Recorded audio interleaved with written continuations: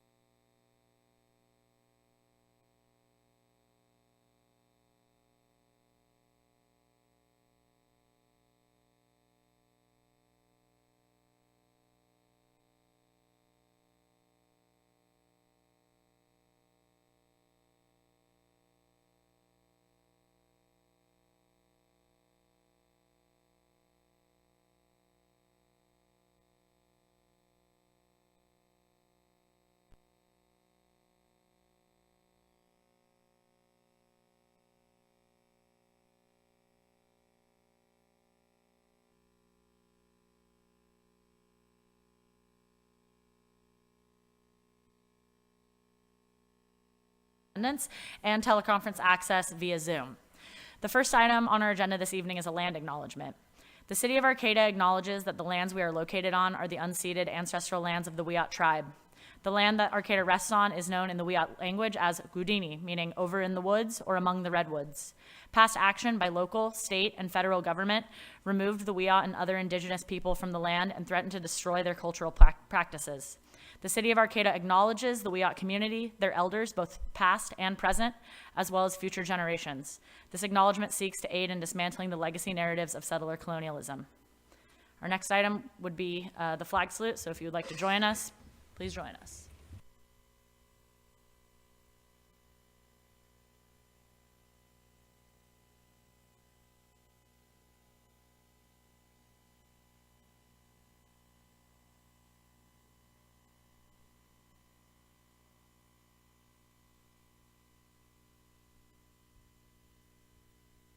Will the city clerk please call the roll? Mayor Schaefer, Here. Vice Mayor Matthews, Here. Councilmember Atkins Salazar, Here. Councilmember White, Here. Councilmember Stillman, Present. all present. So if you wish to make a comment during the meeting, either at the 2 open public comment periods, we will have one at the beginning for 15 minutes only, and then one at the end for as much time as we have available for our meeting. There are 3 ways to do so. So if you are here in person, please line up behind the podium when the item you would like to speak on is accepting public comment. If you're logged onto Zoom, click raise your hand when it is time for public comment on the item with which you wish to speak on. And number 3, if you are on the phone, please press *9 on your phone to raise your hand. When it is your turn, you will be prompted to dial *6 on your phone. Also, I hear that we are having maybe some difficulties with the City of Arcata minute track this evening. If Karen, you want to give that update? Yeah, so if you want to participate in the meeting remote or hybrid, please log on to the Zoom meeting, or you can watch live via YouTube. But the minute track on our website is glitching right now, but YouTube and Zoom is open. So again, watch on YouTube and Zoom if you are at home and wish to join or participate. For each item, we will be taking in-person public comment first and then move to the online comments. We will not be going back and forth. So if you want to comment, please line up at the podium or raise your electronic hand as soon as comment is requested for that item.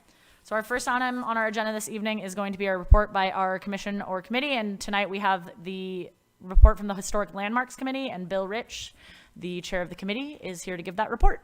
Welcome, Bill. Nice to see everyone, and it looks like a very busy evening, so I'll be brief. I'm Bill Rich. I'm the chairperson for the Historic Landmarks Committee.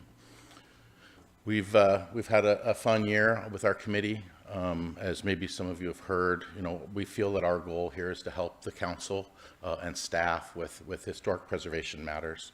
We've seen a few buildings come forward, HSU bookstore, the Open Door Clinic, one of the Open Door buildings, clinic buildings, the Jacoby Storehouse. And so we've had a good time discussing the historical value of those types of buildings, and some meet the threshold, some don't. We spent a lot of time this year talking about the new Gateway area. And we've formed a subcommittee to look at every building in the Gateway area and to try to determine where each of those buildings would land with regards to historic value, mostly entirely looking at architectural aspects of those buildings. And so we've had quite a few meetings based on that alone. We've tried to work pretty closely with kind of the guidelines the city set up in the general plan with regards to how buildings are designated. And so we've worked with your staff to continually try to streamline that process. We think we've made good headway on that, so we feel good with that. Every year we try to participate with Historic Preservation Month. That's May.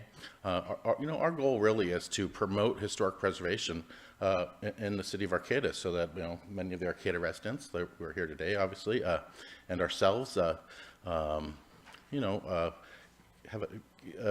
feel the sense of past, and we have a vibrant history here in the city, and we really want to hold on to those aspects of that history that we think are worthy of holding on to. And so we like to promote history and that sort of thing. We have been, so that's kind of what we've basically been doing all year. Really, the Gateway took a lot of our meetings. We're happy to be meeting in person again, so I'm sure many of you are, and so we're now doing that. Our goals for this next year continue to be very similar as last year, looking to support you and the staff with projects that may come forward and decisions that are being made with regards to changes to existing built environment. Buildings that are more than 50 years old are those that we think carefully about when applicants come forward to make those changes.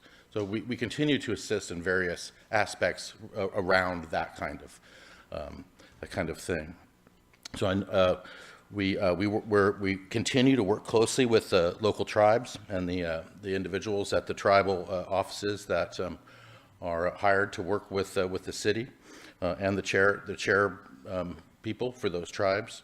And continue to try to do good work on behalf of that.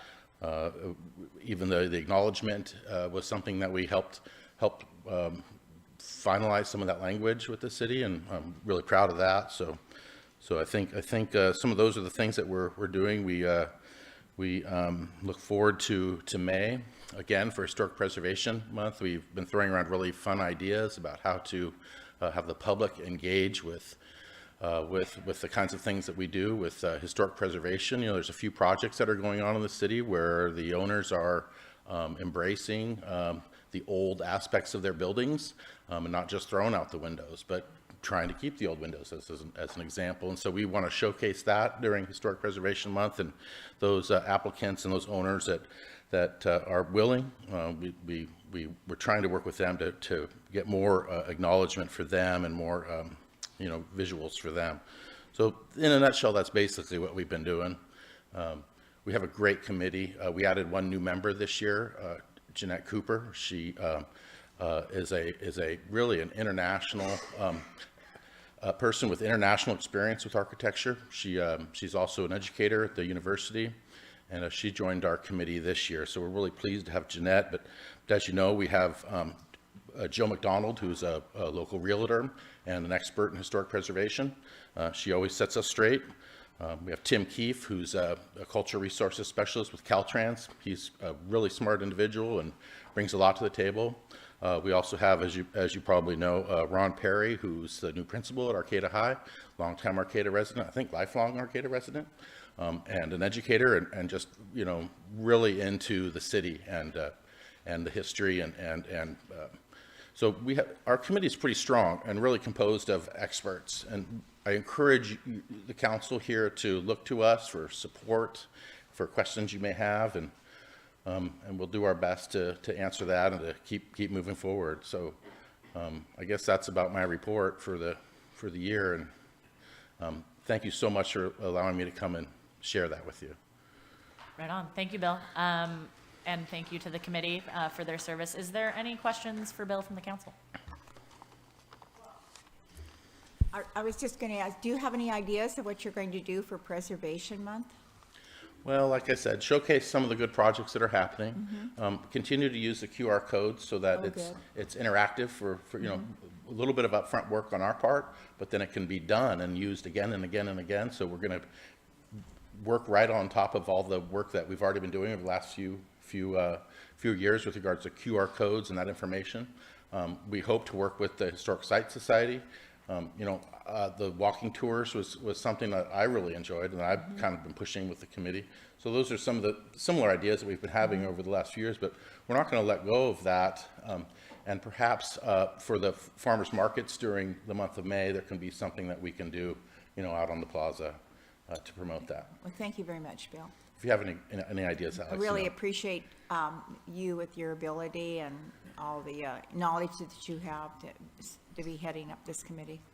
It's been my pleasure. I took it on after Don Tuttle passed, and I really feel an obligation to the committee, and feel really honored to be working with the city and David and Dilo for staff. So Dilo's great, and so we hope you guys come with lots of questions to our committee and that we can help you in any decisions that come forward. Thank you, Alex. Okay, thank you, Bill. Thank you. All right. So our next item on the agenda is early oral communications. And so the city council values your comments, and this is a 15-minute time period to allow people to address the council on matters that are not on the agenda. Please know that pursuant to the Brown Act, council cannot discuss or take action on items not listed on the agenda, but at the end of all oral communications, the council may respond to statements, and supported requests that require council action will be set for a future agenda or referred to staff. Speakers will be limited to 2 minutes, and there will be an overall time of 15 minutes for this early oral communications. So we are using the card system. There should be some numbered cards out there. We'll take the first 4 people in person that have the cards, 1, 2, 3, and 4, and then we will check in with our online comments, and if there are not too many comments online, we can go back to in-person. But again, this time period will be 15 minutes for items not on the agenda. So if you got one of those cards, line up. We're doing it. Number 1. Okay.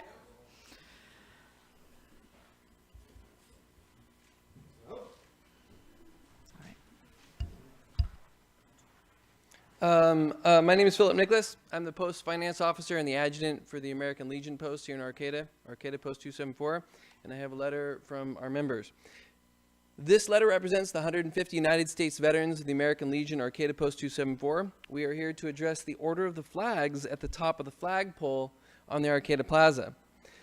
That flagpole is a veterans memorial. There is a plaque at the bottom stating that our post donated it to the city in 1957 and dedicated it to all United States veterans. One might think 1957 was a long time ago and that we're not the same veterans that dedicated this memorial, but that's not true. We still have many active members who helped pay for that flagpole. The passing of Measure M was painful for our members. Many were offended and downright angry. Their anger comes from a sense that they're being unappreciated, forgotten, and disrespected. We wouldn't be here, safe within our borders and having free elections, without our veteran sacrifices. Now, we respect the will of the people. We served for the will of the people. However, we believe that Arcata's voters were unaware this flagpole was a veterans memorial. Most city council members, including the previous mayor, were unaware that this was a veterans memorial. Measure M passed by a slim margin, and we doubt it would have passed if the flagpole status as a memorial had been common knowledge. We support the idea of the world flag. We display the world flag in our hall. If the city of Arcata wanted to construct another flagpole on the plaza to display the world flag at the top, we'd be happy to support that. But our members purposefully dedicated that flagpole to honor all United States veterans, and they believe it should continue to serve this purpose. So we, the members of the American Legion, Post 274, respectfully ask the City Council to fly the United States flag at the top of the Veterans Memorial flagpole again. Thank you for this opportunity. Thank you. Thank you, Philip.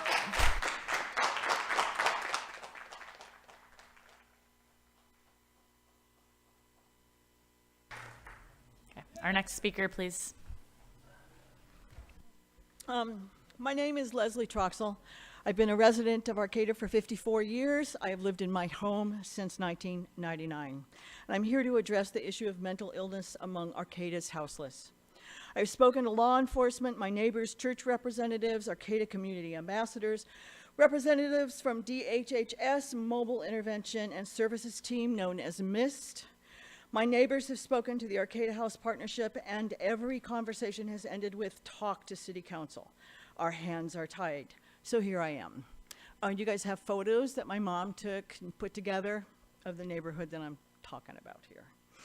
Our neighborhood is made up mostly of retired individuals, the Christ Science Church, and anywhere from 3 to 16 houseless who occupy the F Street cul-de-sac at any given time. Behavior that has been witnessed can often be frightening due to illness and drug use, and sickening due to lack of sanitation. After a sleepless night due to constant screaming from the cul-de-sac, my 92-year-old mother, a former case management worker, said it is horrific to wake up after a night of 32-degree temperatures and wonder if everyone across the street made it through to morning. Homelessness, mental illness, and drug addiction is a problem throughout the nation that will not rectify itself, and it cannot be ignored. If addressed now, and we're lucky, we might see the benefit of hard work and awareness in 5 years or so. In the meantime, health and social welfare graduates are needed, but it will take years for these positions to be filled. In the meantime, I see no City Hall committee or commission listed on the website that address homelessness, mental illness, and/or addiction. I have witnessed the frustration of law enforcement when, due to a nationwide shortage of properly trained law enforcement personnel, positions are streamlined and proper training has not been fulfilled. Both the mentally ill, homeless, and the housed residents of Arcata are a victim of a system that clearly does not work. Thank you, Leslie.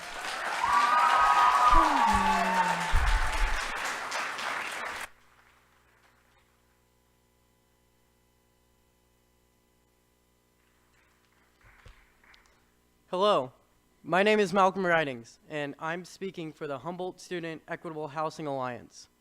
I'm not only a student, but I see myself as a concerned member of this beautiful community. Homelessness does not need to surge in Eureka and Arcata as we struggle to meet our housing capacity. Housing is a human right, and we need to stand as a community to support projects that provide equitable board to all members of our community. We recognize that Cal Poly Humboldt has not done enough in the community, and that is why we invite you, the community, to work with us, the students, to make Arcata livable. Thank you, citizens and council, for your time. Thank you. Okay. Whoever has card number 4 should be the next person in line. Okay. Hi, I'm short. I'm moving this down. Hi, my name is Annabelle Crushmane, and I am a student at Cal Poly Humboldt and a person who lives in this town. So I want to talk about Cal Poly Humboldt and Arcata as a city's housing problem. I was literally just out in the quad about 15 minutes ago talking to a group of people who are unhoused, and they had a lot of really interesting things to say. In this group that consisted of like 4 people, I would say half, if not greater, were disabled or people of color. One of these people had been unhoused in Arcata for 30 years or more. And they were talking about their life living here. And, well, even if they could afford to live here in housing, a lot of the time housing isn't safe for them. It's not ADA accessible. Landlords don't want to rent to people of color. One of the people I was talking to was talking about how he would live right outside there, and he said that he lived in his van outside, and then he said that he was lucky that he had a van, because many don't. Literally just like yesterday or sometime this week, I'm not exactly sure, he left his backpack outside filled with all of his favorite books, and it was stolen because he doesn't have a safe place to keep these things. 1 in 5 students in 2019 were homeless at Cal Poly Humboldt, and if the population increases without increasing, infrastructure, more and more BIPOC and disabled students will join our unhoused population here, because we need adequate housing. We need access to affordable, safe housing.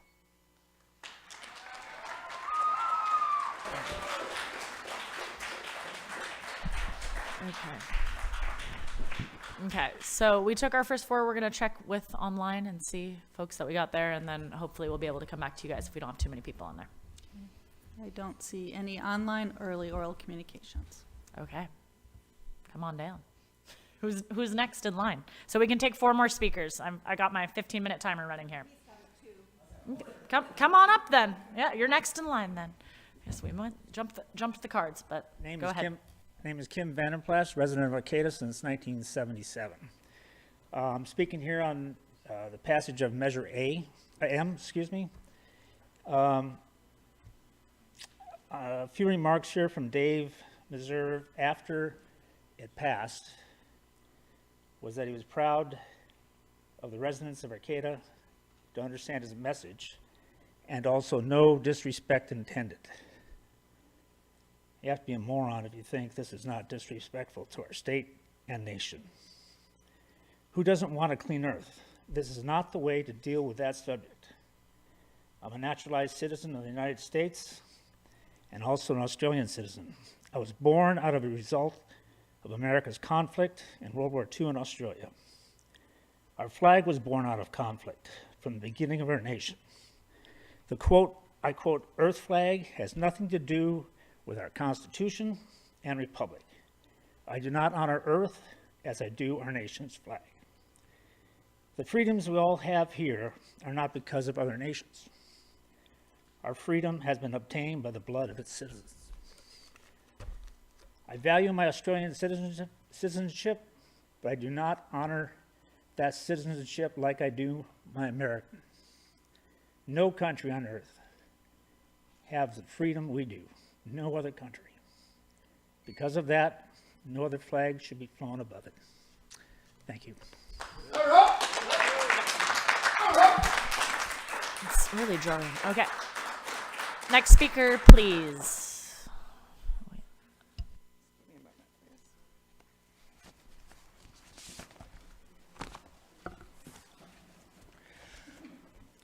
My name is Patricia Lai. I'm a 5-year resident of Arcata, 17-year resident of Humboldt County. I'm just calling the city of Arcata to please do what is right and in a timely manner. You have a land acknowledgement and you fly Cal Poly's flag on your plaza, and you do not fly this flag of the We Nation.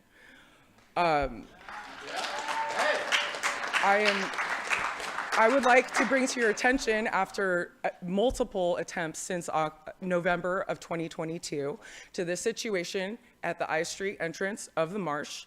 This was a homeless encampment that I did street outreach at from Cooperation Humboldt. The encampment was eradicated by Arcata PD circa August, September of 2022. They eradicated the people. They did not remediate the trash. It did not look like this in September. I worked with Carolyn at the NEC to notify people to my best ability of this. By law, by state water quality law. This is next to Jolly Giant Creek. This is next to sensitive wetland habitat. I understand resources, whatever. This needed to have been cleaned up by October 1st of 2022. You're in active violation of environmental law. I'm not going to speak to the human rights violations that may or may not have occurred, but and on behalf of many, need you to step up and do what is right. And the excuses of there's not enough resources, there's not enough whatever, that is not true. I know as a fact, we can do with 10% of your budget, 90% better results. So please, please, you have heavy equipment out there. You put a silt fence up on the same property in January. You have resources, and yet you did not pick up the trash that is right next to it. Please do what is right. Thank you. A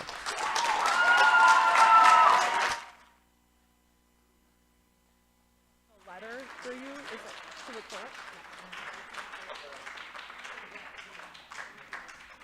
Thank you, Patricia. Good evening.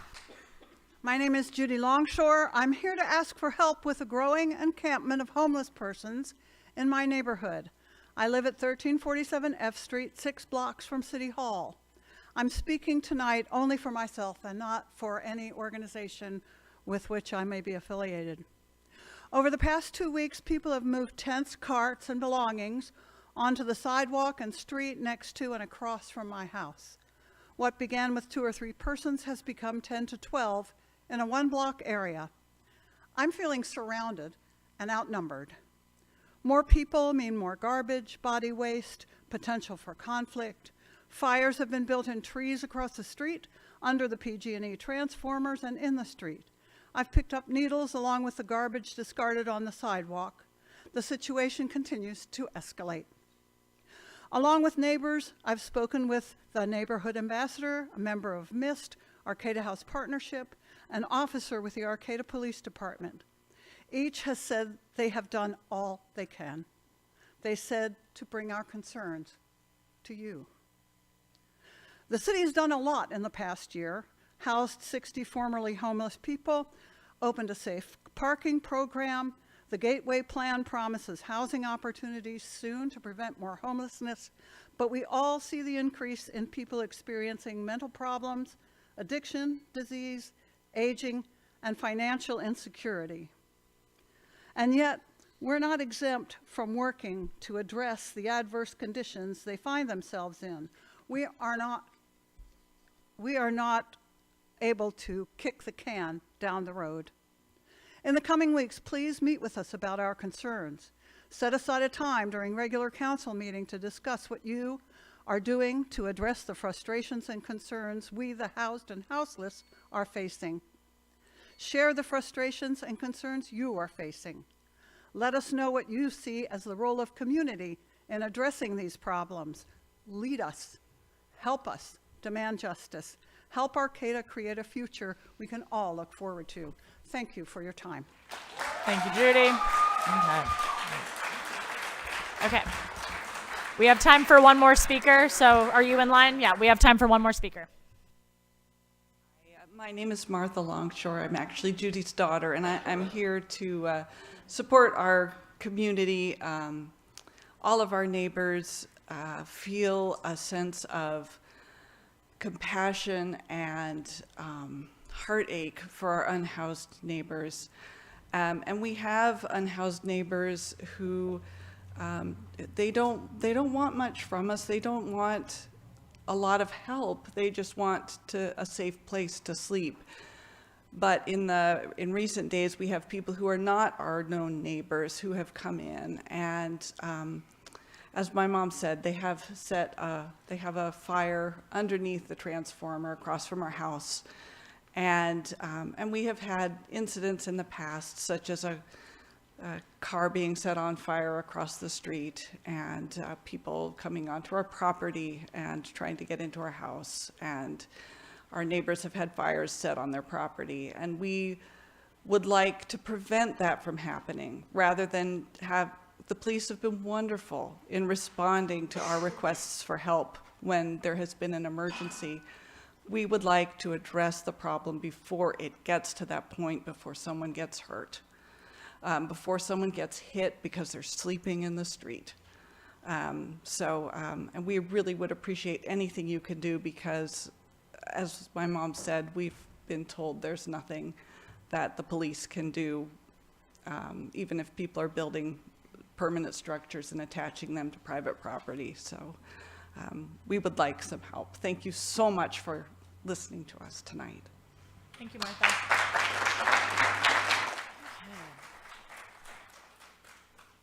Okay, that brings us to the end of early oral communications. The next item on our agenda is the consent calendar. Oh, yeah, sorry. I was going to let Stacy respond to one thing here.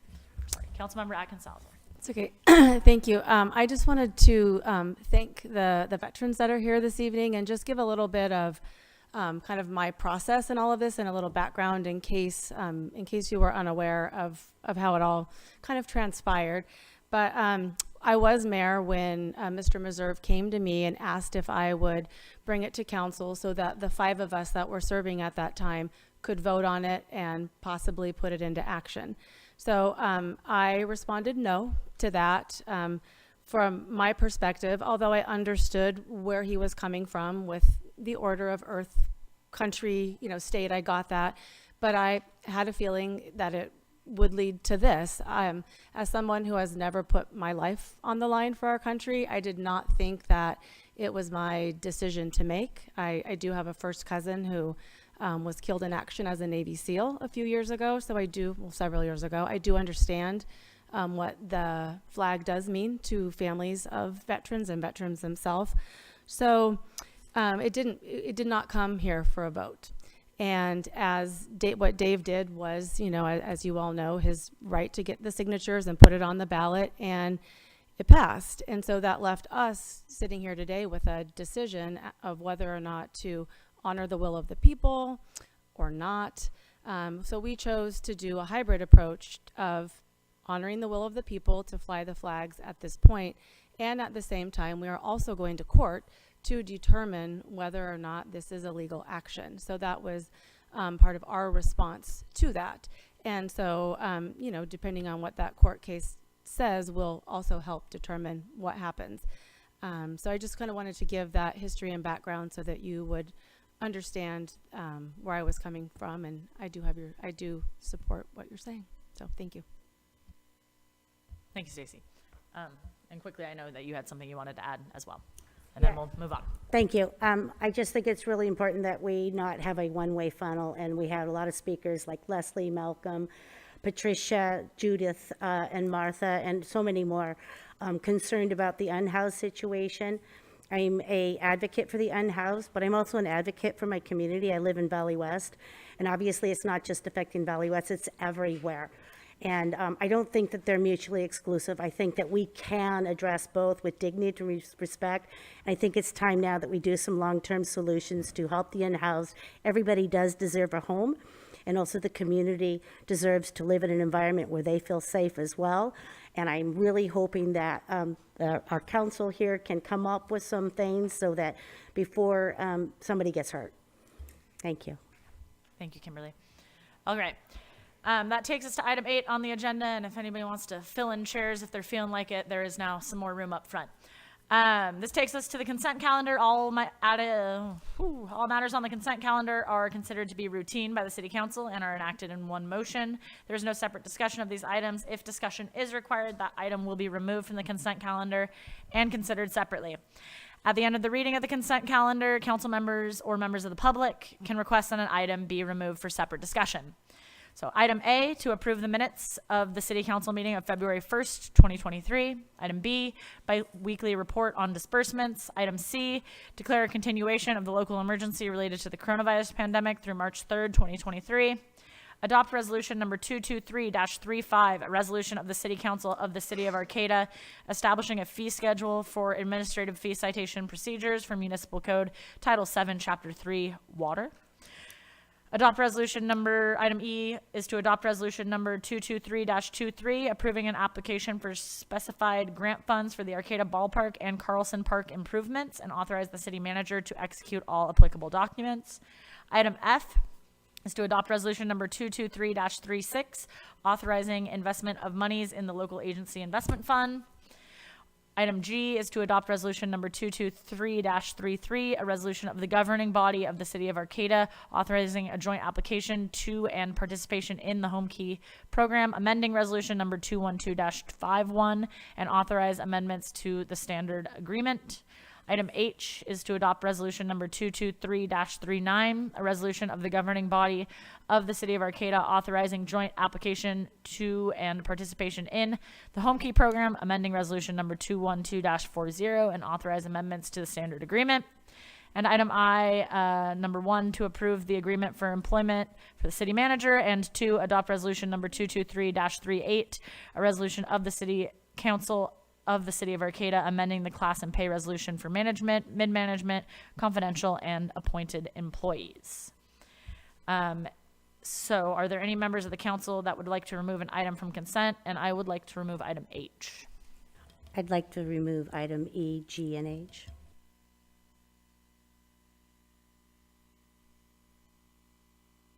Okay, we have items E, G, and H. Are there any members of staff or members of the public that want to remove an item from the consent calendar?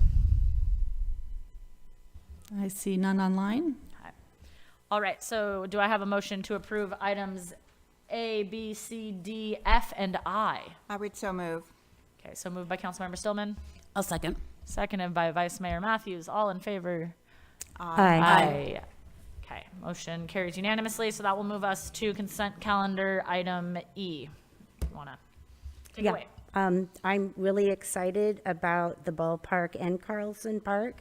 I did have a constituent contact me and just had a couple concerns. I'm wondering if we could just briefly address it. She was concerned about, I guess in the whereas, it says certifies that the applicant has or will provide sufficient funds to operate and maintain the projects. And her concern was that the ballpark would be maintained, that perhaps Carlson Park might not. And so she just wanted to know what the plans were to do ongoing maintenance and upkeep so that we keep it wonderful and beautiful once it's done. Sure. Well, good evening, Mayor, Vice Mayor, and council members. I'm Emily Sinkhorn, Environmental Services Director, and Environmental Services Department worked with the City Manager's Office and Senator McGuire to put in this application. The city very specifically really worked with Senator McGuire to include grant funding for Carlson Park, with really, recognizing that there's a lot of a lack of thorough recreation opportunities in Valley West. So we were really glad to work with him for $1 million for each location. And so the city does have now 3 grant funding sources for construction of improvements at Carlson Park that we are really in the design phase now for construction in this summer. And so as part of our thinking process for developing that grant is also ensuring that we are able to maintain all of our parks and spaces as soon as we build new facilities and our existing facilities. So we're factoring that into our budgeting process. And so that's what we're always thinking about. It's a good question, and the resolution language is specifically asked for by the grantor. And so I would recommend the council not change too much or any of the resolution in order to secure the grant funding. Thank you.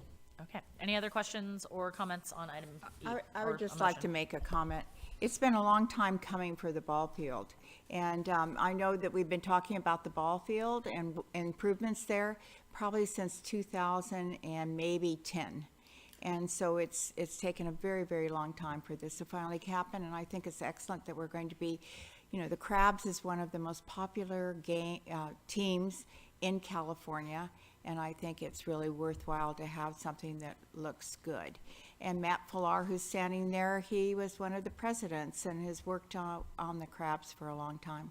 So I'm really happy to see this move forward, and thank you. Okay. Are there any other comments on item E before we ask for a motion?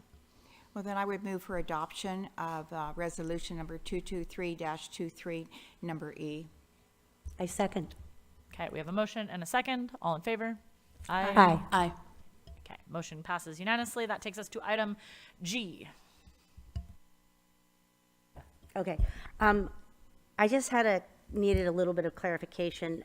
My understanding is the original spirit or intent of the home key was permanent supportive homeless housing. And so I'm trying to understand the intent of changing the 30, well, I believe it was 30%. I have a flyer here That's from an Danco. H. That one's an item H. Okay. G is just about the amendment to the agreement. Actually, with- it's both. Yeah, Oh, it talks about them both. Oh, okay. Yeah, Never mind. Okay. And my flyer is for both, and it says that it's 30%, so I was wondering, when did we change to 50%? So the home key does not require income levels be identified for the households that are housed in the project. What they require is that you are homeless or at risk of being homeless in order to be housed in those two home key projects. What we discovered as we were working with our partners to try and secure more permanent funding for rent subsidies for these projects is that some of the some of the potential residents could be over income. And that was particularly highlighted when we were working with the Veterans Administration, who has a number of vouchers that they can use in the county for homeless veterans. And many of the people that they work with are actually over income. And so the objective for both this change for the Grove, the one that we're looking at now, and also for the other project, the Village West project, is to ensure that instead of specifying income levels and then precluding the veterans from being able to stay there, that we just rely on what Home Key is most interested in, which is whether they're homeless or at risk of being homeless, and that's the threshold that gets them in, allows over-income veterans in particular to be able to be housed there that are homeless. Could I ask a couple other points of clarification? So it went from 30 to 50, and right now what we want to do, it's not going to be 50% of the median income, it can be above. Is there a cap? I guess my concern is the median income right now for a single person is 50,000, actually 50,400. And for a family of four, it's 72,000. And what I'm thinking is those that are in those income brackets can probably afford market rate housing. And I'm wondering if it's going to somehow, not having an income limit or a cap, anybody who, it just seems like anybody could take advantage of it. And the spirit of the program was to help those who were at highest risk at the lowest income. And according to when I got online and studied the home key, it said that they needed to be at 30% of the area median income. It needed to be $16,350 for an individual. That's half of, or 30%, and $18,700 for two. And if we're gonna not cap it, somebody at 72,000 can move in, and those who really need it and meet the criteria of permanent supportive homeless housing may not get in because they're competing with those who can afford a market rate. And then, of course, there's a continuum of care that prioritizes people by age and seniors and people who have children. But, you know, if you're a senior or a family who has children, you're making $74,000 a year, and you're going to get priority possibly over a middle-aged female who's been in the streets for 3 years. I'm just concerned about that. Those houses were set aside for those who needed it the most. So I know I just asked a lot of questions. Is there going to be a cap? Yeah, first and foremost, the individuals that are being served have to be homeless individuals. It can also support folks that are at risk of being homeless. So if they've got an eviction notice and they have absolutely nowhere to go, and they're on the list, the continuum list, and they can be housed in the project. The intent here is not to house people who are earning $70,000 a year. The accommodations are very modest. These are studio-sized bedrooms. I don't think we're going to see that kind of abuse, and that is not the intent. The majority of these units are targeted towards people who are chronically homeless, And really the issue that we're trying to address is the fact that some veterans earn more than 30%. Some veterans earn up to around 50 or 60% area median income.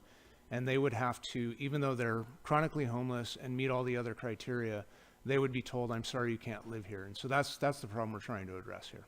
So could we put a cap, say, at 70 or 80? I mean, otherwise, we're going to include people who are at 200%. And if they become homeless and just don't feel like paying market rate or looking for housing, Yep. they could get in because they meet the criteria because they have a child or whatever. And it concerns me that, you know, somebody else that really, like a veteran, might not be prioritized for whatever reason because of, you know, the income. It's And then I guess another question is, how will this affect our RENA numbers? So in part, the way that the continuum list is structured, they're structured based on need. And so someone earning 200% area median income is not going to meet the need thresholds and will not be allowed in. But to address your other question, I'm sorry, I missed it in your earlier question, is there a cap? We do intend to put an 80% area median income cap in the regulatory agreement. And we believe that the majority of these residents are going to earn vastly less than that. We're just trying to create the flexibility in the program to capture these veterans. That's the sole intent behind it. That makes perfect sense to me. Thank you for the clarification, because it doesn't say that we're capping it at 80%, which would be, you know, a family, a single person could make 30,000. So that seems more reasonable. Are we going to put 80% in there, or are we going to vote as is? It's, yeah, as currently drafted, the regulatory agreement specifies 80% as a maximum. So you could feel free to add that in your motion if you would like to. Yeah, again, as Emily had pointed out with the grant that they're going for, these resolutions are very formulaic. The state will not allow amendments to the resolution, but certainly in the motion to approve the resolution, you could add that additional detail if you'd like, just to ensure that it's captured in the record. My understanding is we do have till March 12th, I think. Could we just redo the motion so that it actually represents and says 80% of the median income? The resolution cannot be modified. I guess I'm still confused because it says that The there's state says that you have to write it a specific way, and so we're just following that formula from the But- state. But when you get on by the when it's- state says it has to be at 30%, so it is being rewritten.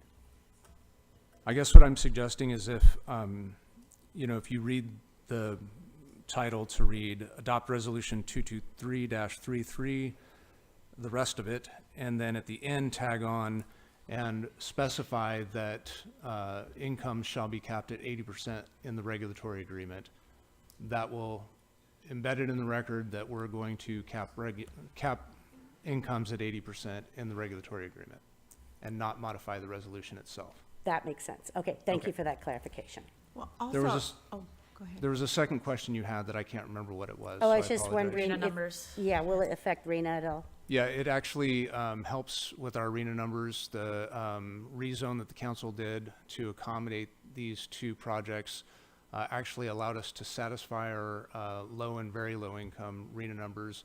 When we got our housing element adopted, there was a mandatory rezone because we couldn't meet our low and very low income numbers.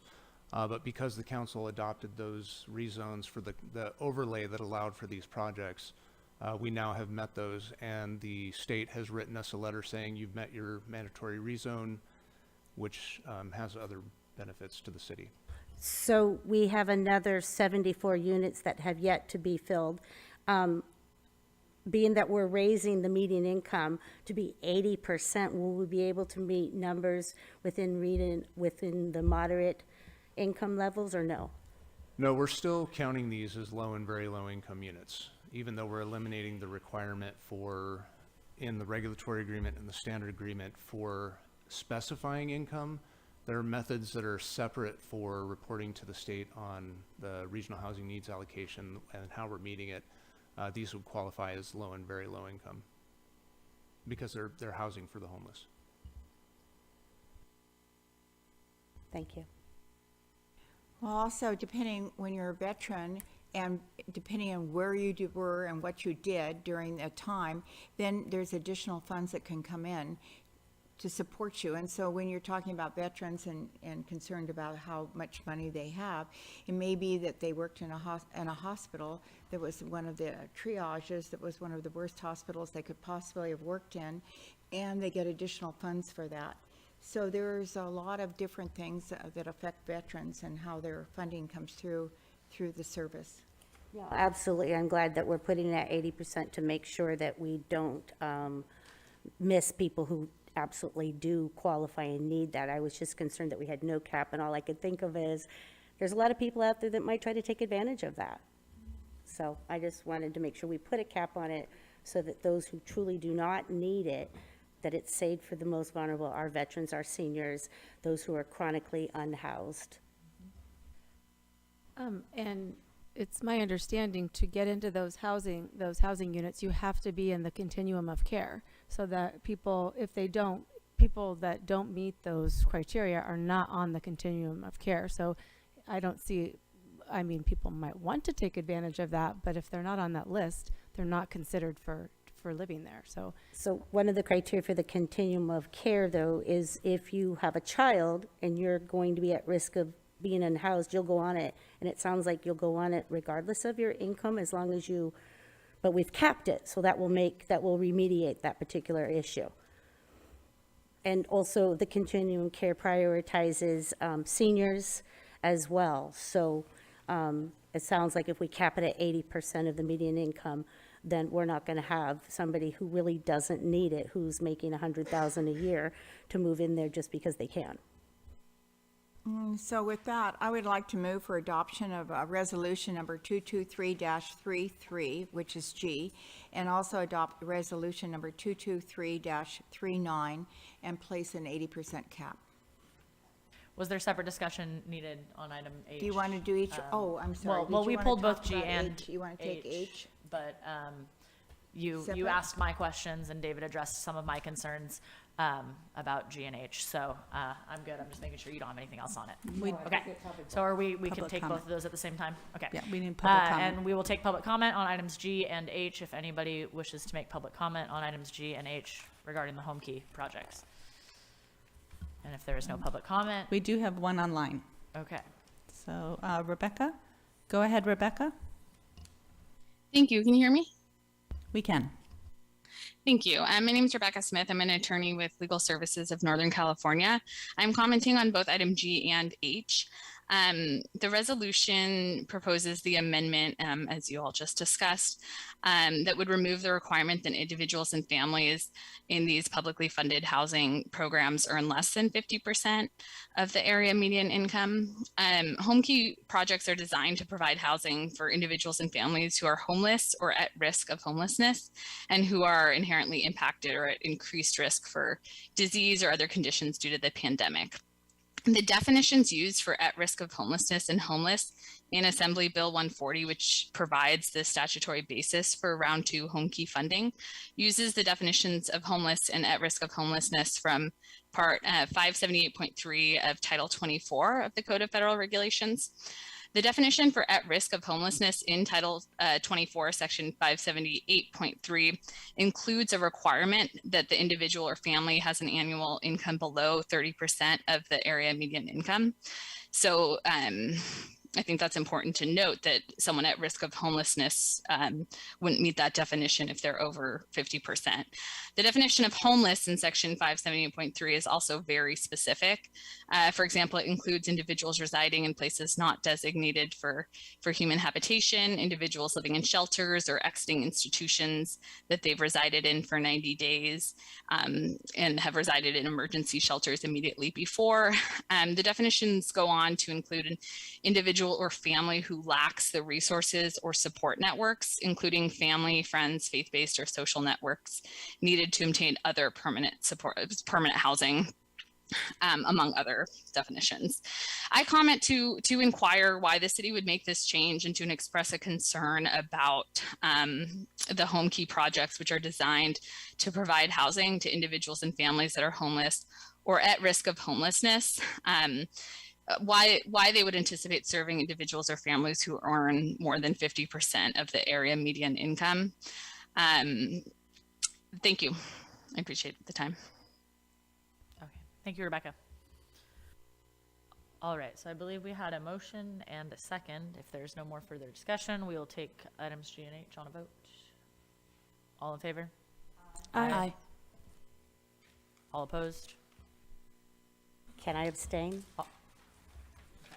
And one abstention.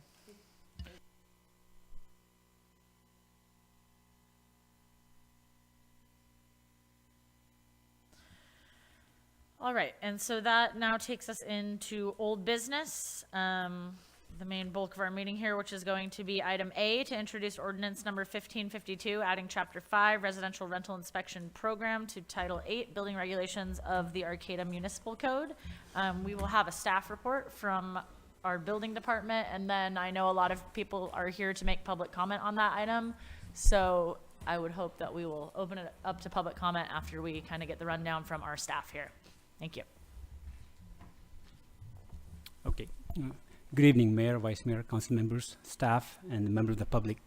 My name is Netra Khatri. I'm the city engineer, and with me, I have Joe Bishop, who's a building official and has been working on this program for a long time. Today, our goal here is to give you just a brief overview of the program, get feedback from you, and some get public input, and we will proposing to introduce the ordinance today. Before we start the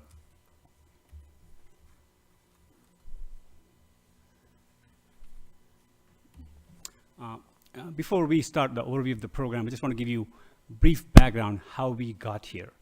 A form of a residential inspection program has been city's goal for a long time. With that goal in mind, a few years ago, our department did a lot of research and looked at the rental inspection programs in California and throughout the US, and we picked the best programs who were successful. Based on that, we prepared our program and we introduced that in 2021.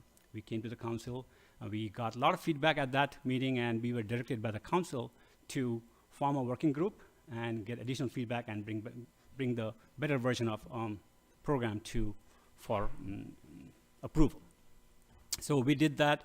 Right after that, we formed a working group which consisted of 9 members from the city, which consisted the property owners, tenants, and the residents, and some few staff from the Cal Poly Humboldt.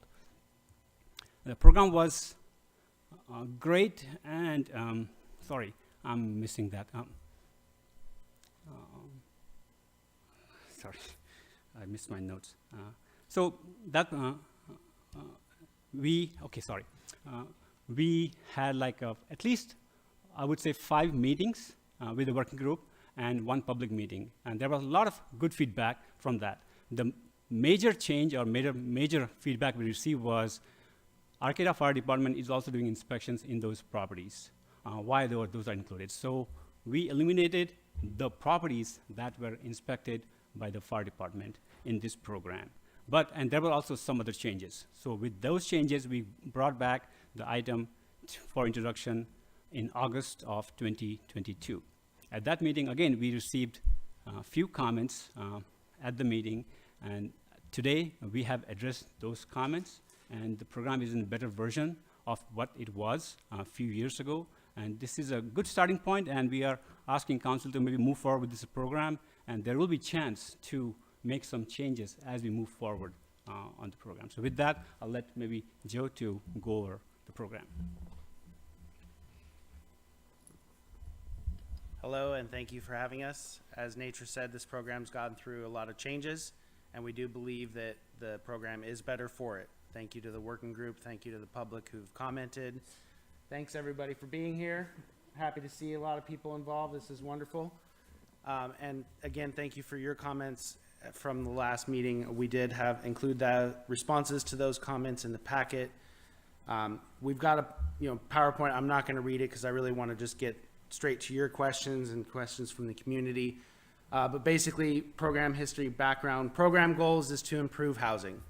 We, as a building department, as city staff, and as journalists and public, there is a lot of concern about the quality of housing And unfortunately, the way things are right now is everything is complaint driven. And for anybody who's been a renter, myself included, you often feel a sense of concern, a desire not to complain about something for fear of losing your housing, especially if you're disenfranchised or at any disadvantage in housing. There is definitely a real fear for losing housing. So this program is designed to take the need for complaint out, level the playing field, to include all housing that's not covered by another agency, to get the inspections, to make sure there's not life safety issues. That's our main concern, life safety. So those are the program goals. The program basics: people who own a property that is rented for residential, single family, buildings that have 1 or 2 units will be a part of this program. And essentially the fees are very minimal. The first phase of the program, phase 1, is a 3-year cycle. The annual fee for that program is $20 a year. There's 1 inspection fee, $73.29. Once you get successfully through that first phase, there is the option to do a self-certification, which is a 5-year program, and only the $20 fee once you get into the self-certification program. So the 5-year inspection is considered a courtesy inspection. So the fees are incredibly minimal. The biggest change, I think, oh yeah, so let me stay on track before I get back to that. Exceptions: if the owner lives in the house and rents room, those are not part of the program. Any occupancy that is subject to transient occupancy tax, hotels, vacation rentals, those sort of things are not included in this program. Units inspected by another governmental authority. We mentioned the fire department. So apartment buildings, owners of apartment buildings are already paying the fire department for annual inspections, and there was a lot of pushback that this felt like an onerous complaint. So this program has been scaled down to eliminate any conflict with other programs. Mobile home parks under state jurisdiction. Newly constructed residential dwelling units have a 5-year period. Essentially, they're kind of, I wouldn't say automatically, but essentially they're kind of fast-tracked into the self-certification avenue. One example we talked about is the fire department. The inspections, we have a 1-page checklist. It's obviously still a draft, can be modified, but that is the most basic life safety checklist. It's the same checklist that the landlords or property owners would use for their self-certification checklist. City staff, re-inspections. There's questions about whether this had any conflicts with Assembly Bill 838. It does not. We are already and have been for a long time in compliance with Assembly Bill 838. And that is the response to complaints. If people have complaints, we want to hear about it. I want to hear about it. I have a stack of cards. I'm not kidding. Call me. And I want to help. It's not about putting anybody at risk or singling anybody, targeting anybody. I do want to help. Thank you for being here. I really appreciate it. Okay. Mention the fees. I feel like if there's questions, you'll ask me. Future topics for consideration. There's a lot of stuff that could not be included in a program. There were a lot of good feedback from the working group. There are potential for expanding the program later, working with the fire department. If there's concerns that are not being met by the fire department inspections, that possibly we can somehow collaborate with them. If it turns out that we need to do additional programs, we can work those in. There are a lot of suggestions for future programs, future projects, and I'd love to talk about those at any time. In response to what the council has the opportunity to hear from us at least once a year, as often as you want, but we'll have numbers, we'll have metrics, we'll let you know how many inspections we do, how many of those inspections result in deferment to code enforcement, things like that. So to address comments from last time, there were 3 particular items that the council wanted. I know, I don't need my notes. The council definitely wanted to know, and public, general public and people from the working group wanted to know if there was any conflict with the general plan. There's not.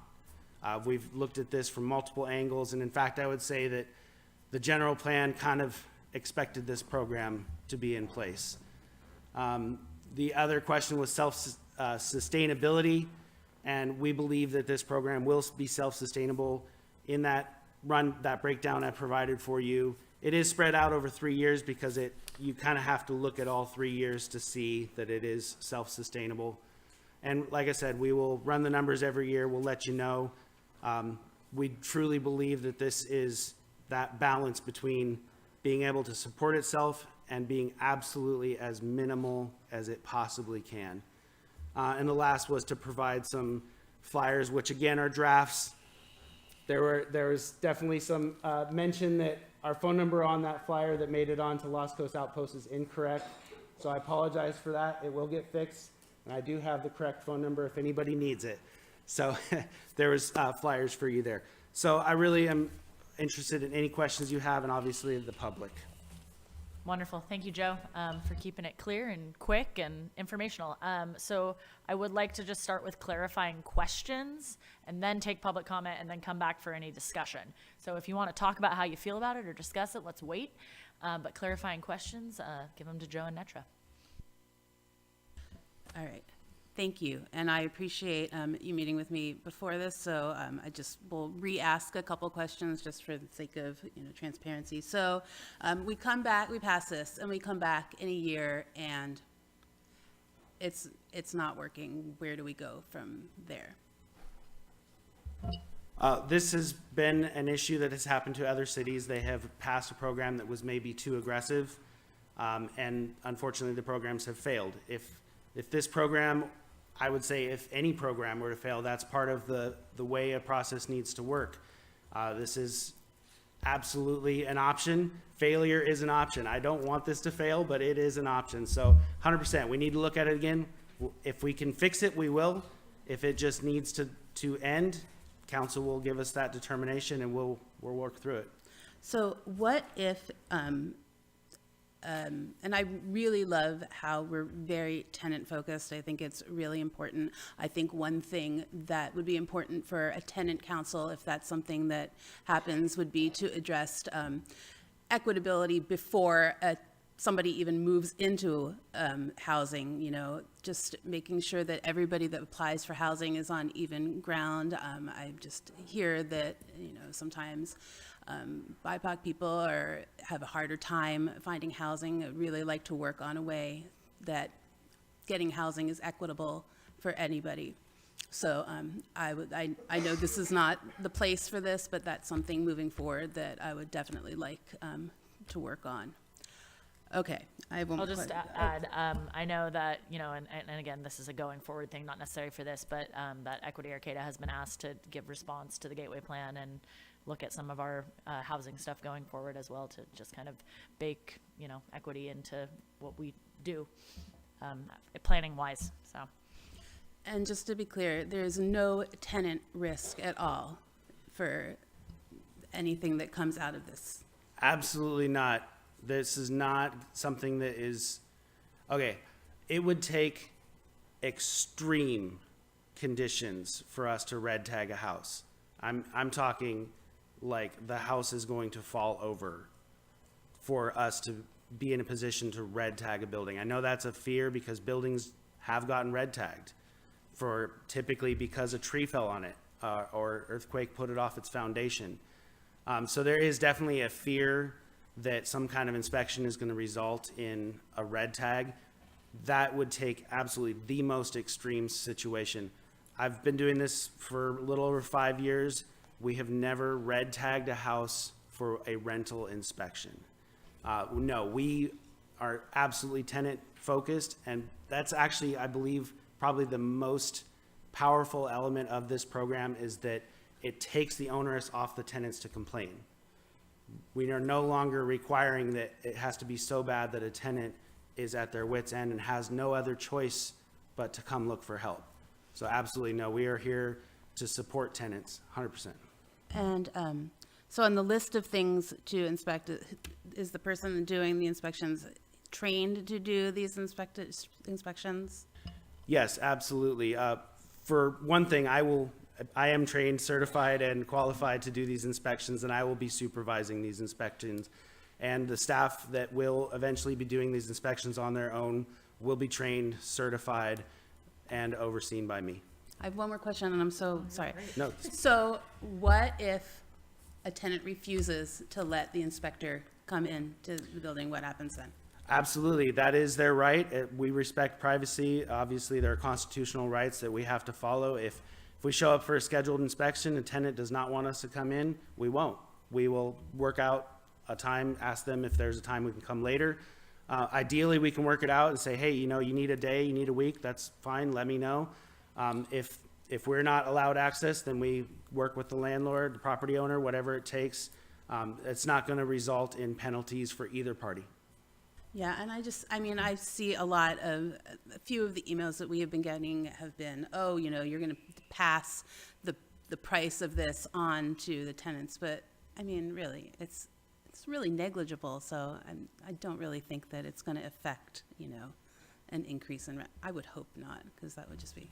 Absolutely. The inspection, $73, that could end up being 3 or 4 inspections where there is a re-inspection fee, but that is, again, a last resort. We're going to do whatever it takes to help people through this. And obviously there has to be fees. So how small could we make the fee? Well, I feel like we made it pretty darn small. Yeah, absolutely. Especially rewarding. We get a lot of comment back from property owners who, are good property owners who take care of their tenants. They care about their tenants. Their tenants are their extended family. I agree. Those owners, those property managers, yeah, they should be rewarded. And $20 a year, I think that they can justifiably pay a $20 a year fee.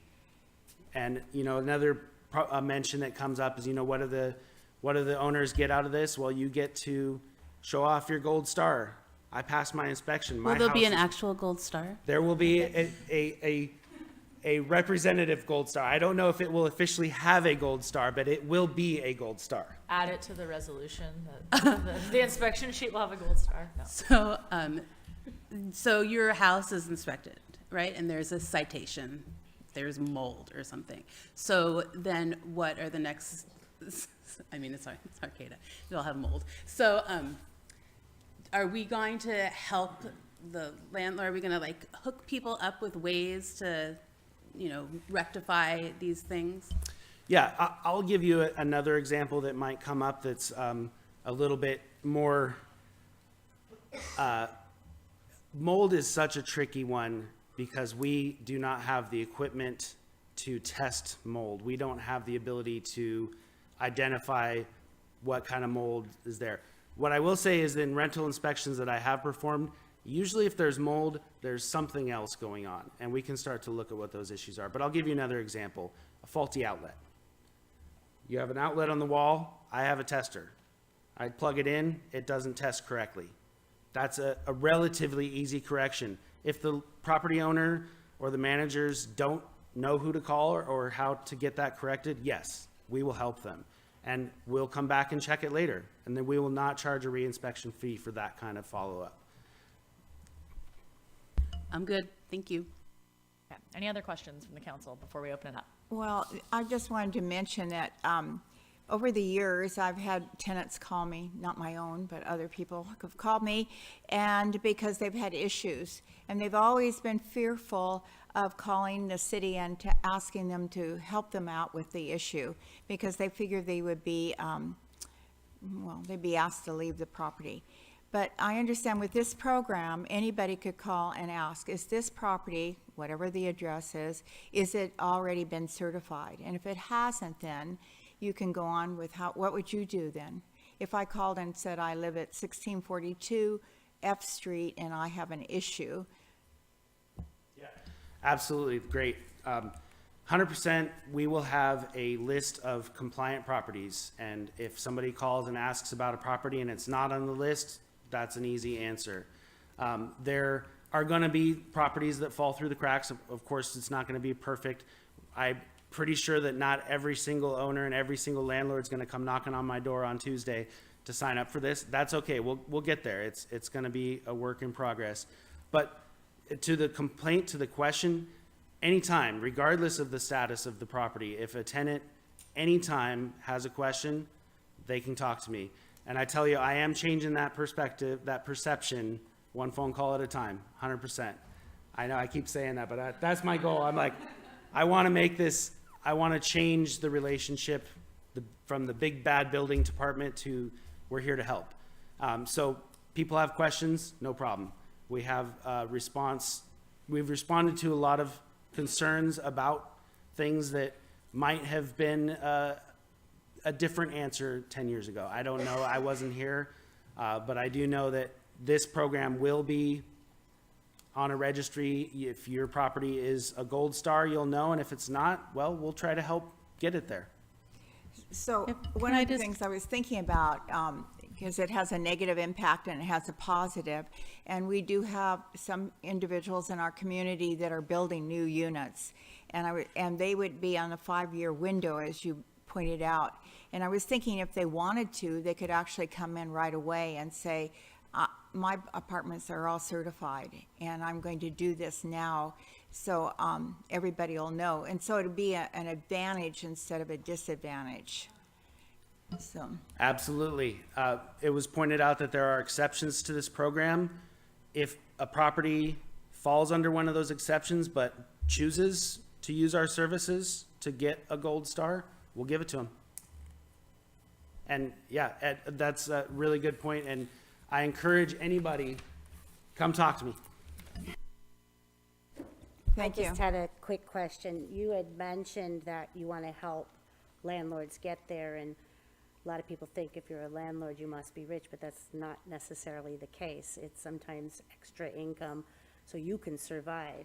And I noticed in the background it says that implementation measures of the housing element calls for the city to identify neighborhoods and with housing requiring rehabilitation, and then offer financial assistance to those lower income households for housing rehabilitation.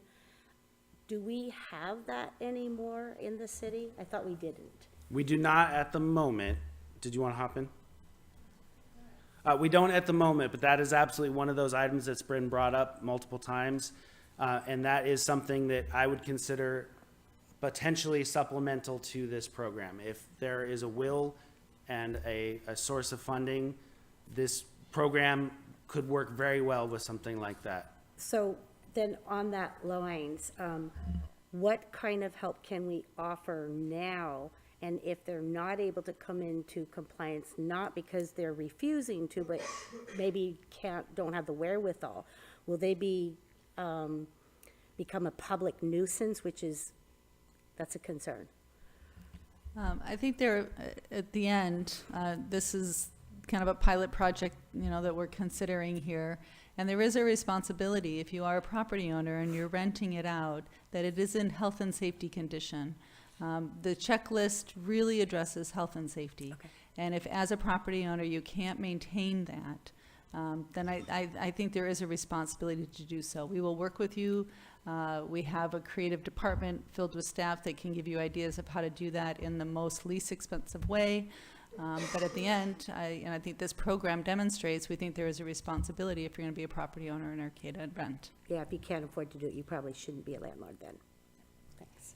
Well, I just wanted to mention that Arcata Economic Development Corporation was started through a community development block grant program in the 70s. And at that time, we were really concerned about a neighborhood in Arcata, and we felt that we had a lot of seniors living there, and we wanted to make sure they didn't have any sewer gas, they didn't have anything that was difficult. So we earmarked this area, and then we got this community development block grant for that, and we actually went through and did inspections to make sure health and safety were for all those individuals. And that's how Arcata Economic Development, that was one of their first programs that they managed. So there may be a possibility that we could look at community development block grant money to help people that may need assistance. And it may be that it won't be a renter, but it could be someone else that may need assistance and improving their health and safety, especially sewer gas, which is deadly. I like that idea because we have so little housing stock. It would be a shame if they didn't have the wherewithal to have you know, all of a sudden these people are getting evicted to no fault of their own. So if we had this as a backup plan, we keep people housed and they keep them safe in an environment that they need to be. Right, and I do want to reiterate something that our building inspector shared earlier, which is in his 5 years, he has not, through an inspection, you know, red tagged a house where people were moving out. I'll say in the last 10 years, I know of one, and it was some extremely faulty electrical. It was students in that housing, and that property owner paid for 2 months of hotel housing, and then the university stepped in with housing. So there's one example I can think of in 10 years. So, I mean, I want to just keep that in mind, that I don't see that as being a real likely outcome of many of these units, but getting them improved so that they all have running water and hot water, windows that open and close and lock, I think is a real possibility to clean up some of that in our community. And I totally agree, because over the years, I had a retail store downtown, and I would have parents come in, and they were just devastated that the students had cardboard in their windows because they had broken glass, and they couldn't keep the refrigerator closed without a chain and a lock on it. And I just don't think there's any way that we should have that kind of housing available. And landlords are making money off of their units, and they should be taking care of them and keeping them up to a standard. All right. Let's open it up for public comment. So please make your way to the podium, line up. You will have 3 minutes on specific agenda items. So you have 3 minutes to share your thoughts on the rental inspection program. And so please make your way to the podium. And also, if you're on Zoom, you might as well raise that hand right now, because you'll have plenty of time though. Okay. We'll start with our first speaker. Hello. Good evening, everyone. My name is Devin Shannon Aguirre. And I'd like to start off by thanking Joe and everyone that's worked on this project up to this point. As a student at Cal Poly Humboldt and a citizen of this city, I've been here for 1.5 years, and my roof has been leaking that entire time. This ordinance is very important to me personally because it takes the responsibility out of my hands and every other renter to enforce the rights that we do have. We do have rights. The state has given us rights, but not given us the tools to enforce them. This is the first tool that I have seen that is valuable and feasible. I encourage the council to enforce it or enact it. As far as the concern for passing the cost of this onto students, I believe, or onto renters, I believe that it's already being passed on in the form of lost wages from not being able to work due to poor health, higher medical bills. It's putting a strain on our medical system that is already strained already. This ordinance would significantly benefit our lives and allow us to participate better in this community. So please pass it. Thank you. Thank you. I feel the passion, and I know we're all excited, but can we please hold off on applause on public comment items, and it will make us move quickly too. Okay, thank you. Our next person. Are questions allowed for this public, what's it? Raise them, and then we can raise them later. Okay, my one question is, I believe you mentioned that you don't have the ability at the moment to test and identify molds. I feel that is a very important thing to have, especially in the case of black mold. I believe other people will be talking about it. I do hope that in the future, if this program is successful and is able to expand its resources, that you will expand those resources to include testing, identification, etc. of mold. This sounds like a very, very important ordinance, and I very much hope to see it passed. Thank you. Thank you. Hi, I'm Aries. I'm also speaking with the Humboldt Equitable Student Housing Alliance, so we are HESA.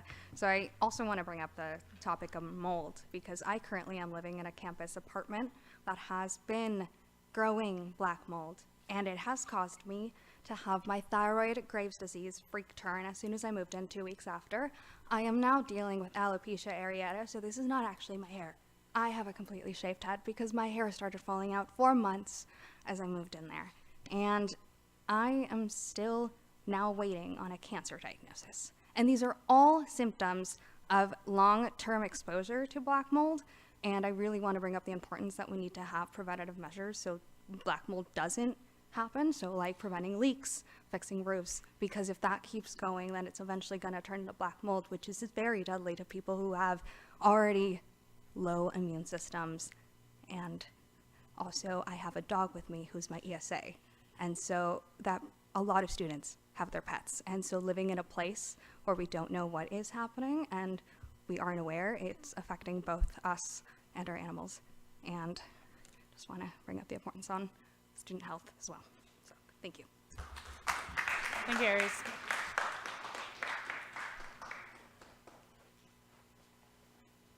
Hi, I'm a bit tall, if you can all hear me.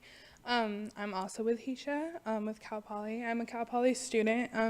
This is affecting us all. I'm one of the many that will soon be turned out to be a renter in this community, especially because of our housing crisis on campus.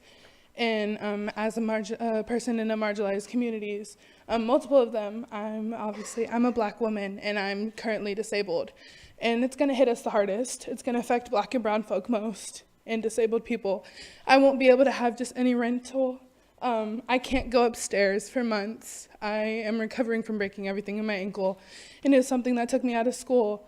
And to get here and not have housing, it's going to be hard. And now to become a renter at such a young age, it's even scarier. So it's really important that you guys have our backs on this, because it's all of us. It's returning students. It's even faculty. It's everyone here in this room. That's why we're here. So we appreciate you hearing us on this. Thank you. Thank you.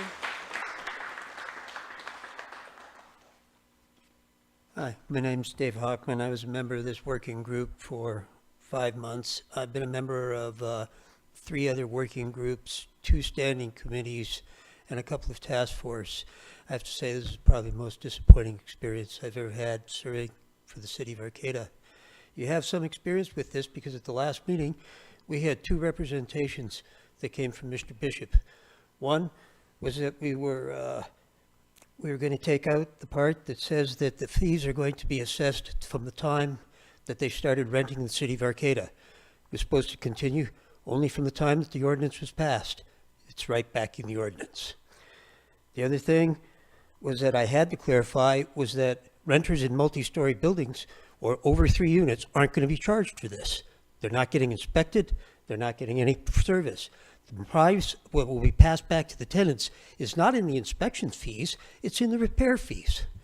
So these people are going to go out. There's nothing to stop a landlord from jacking up the rent. There is no mechanism here. The mechanism for protections of the tenants are provided by State Bill 838 that you are obligated to fulfill. Those are the protections. This council has no protections for the tenants. They're all provided by the state. The other thing that we were supposed to get rid of was that they weren't going to be charged by this. It's right back in there. The slide isn't up here right now, but it's in your packet. They're getting charged over 3 units for registration fees. The only point for the registration fee is to find and fine. This is a find and fine program that is designed to give more power and income stream to the government. It doesn't improve qualities. There's a program that was just passed in October by this council, the PLHA, Cooperative Agreement, and it provides funding for landlords to make improvements which are coupled with extreme inspection requirements. That's an excellent program. It also fulfills all of the requirements of the RRIP that are in the general plan. I have sent you letters. It was rather late. You probably received it in your email, but I got this late myself. There is no notice. There have been no more public meetings. There has been no more public input. This is all derived by staff themselves, okay? The problems here are not with the aspirations. The problems are not definitely with Mr. Bishop himself, who's done an excellent job and has a 100% enforcement rating and does most of it by cooperative agreement. The one time they've had to go through agreement, it has to go through the standard municipal requirements. This overrides all those standard protections. This writes new law. And it's bad law. And if you think that there are going to be a slew of people that this is warmly accepted by who will come up and sign up for it, I believe that's mistaken. I urge you to send it back for change, at least the ones that we're agreed to. Thank you.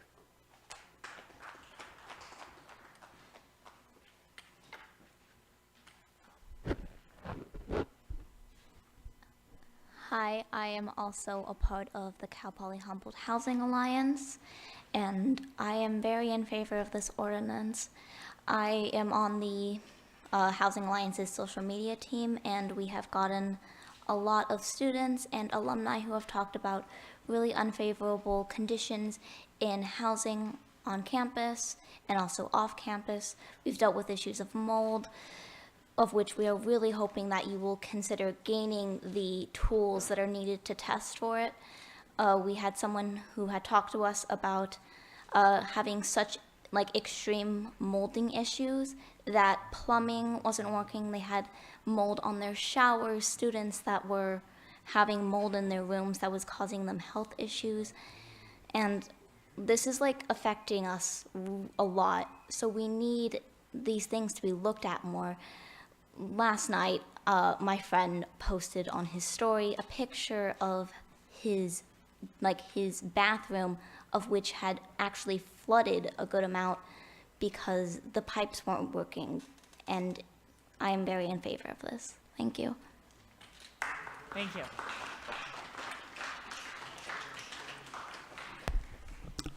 Hello, my name is Jesse Beecham Grijalva Prieto.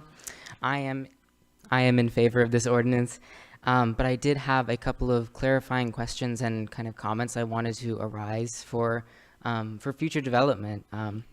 So I know the council and you all kind of mentioned that if you can't afford to rent out your property, you shouldn't. But we do see landlords doing that.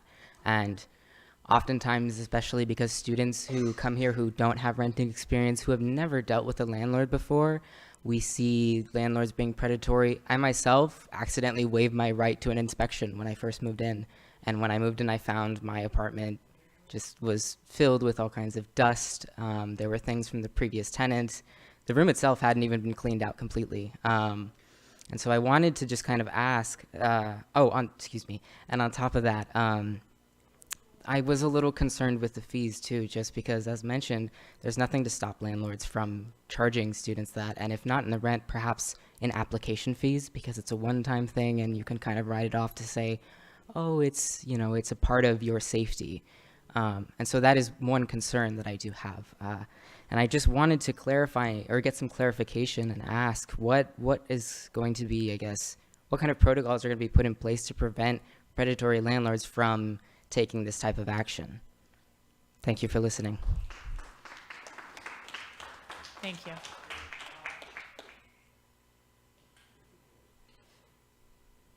Good afternoon, evening to everyone present. Thank you for allowing this conversation to take place.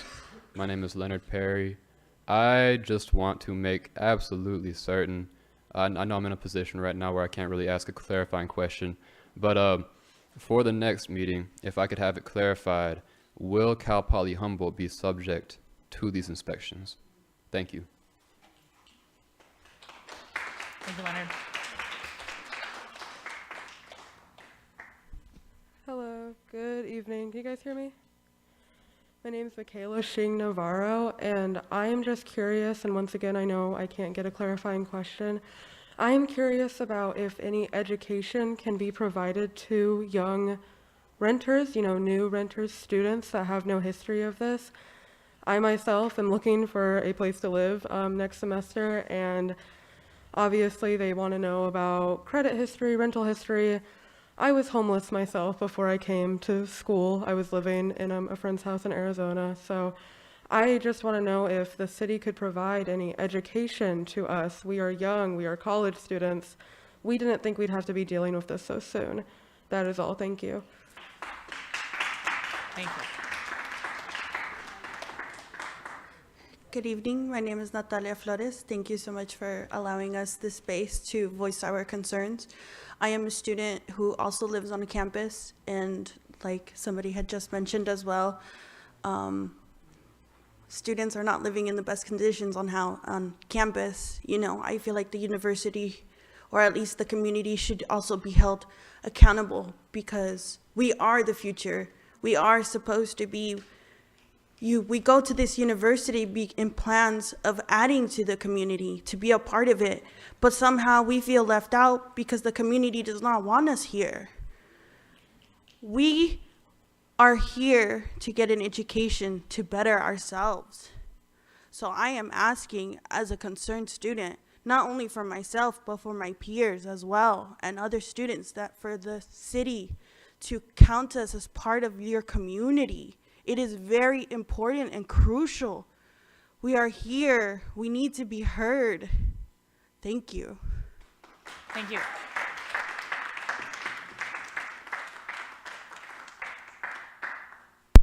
Hello, everyone. Students, I'm going to give you a round of applause. My name is Charmaine Lawson. Thank you, Council and Karen. Students, I am so proud of you. As a parent, my son is David Josiah Lawson, and everyone know what happened to my son. But it breaks my heart to actually sit there and listen to these students that does not have housing. I believe it was maybe the third young lady that came up and said, you know, they're young. These are young kids. They're leaving home for the first time. And they don't, I was going to say HSU, but Cal Poly Humboldt brought these children here. And they have no place to live. This is really, really sad. It's very sad. I have an 18-year-old in college, and I could not even imagine her saying, Mom, oh my God, I have nowhere to go. Where are we going to go? Where do we start? This is just really frustrating. So I wasn't going to say anything. I was going to give this platform to the students. It's their turn. But I hope you guys are really hearing these students. It's really crucial to make sure students are safe on campus, off campus. They have proper housing. That is really, this is so important. I don't even know, does their parents even know the situation that they're going through? Because some of them might not even tell their parents, you know, Mom, Dad, I don't have somewhere to live next semester. Some are coming from like the foster system, so they might not have that parent support. So what is it that you guys are going to do? I hear you. Everything sounds great, but at the end of the day, these kids still need a roof over their heads, and they need to have proper homes, proper housing. The city council, you guys have to do something. This is heartbreaking. I'm not even here advocating for my son. I'm really, really worried about these students and their safety right now, because this should not happen. This should not happen.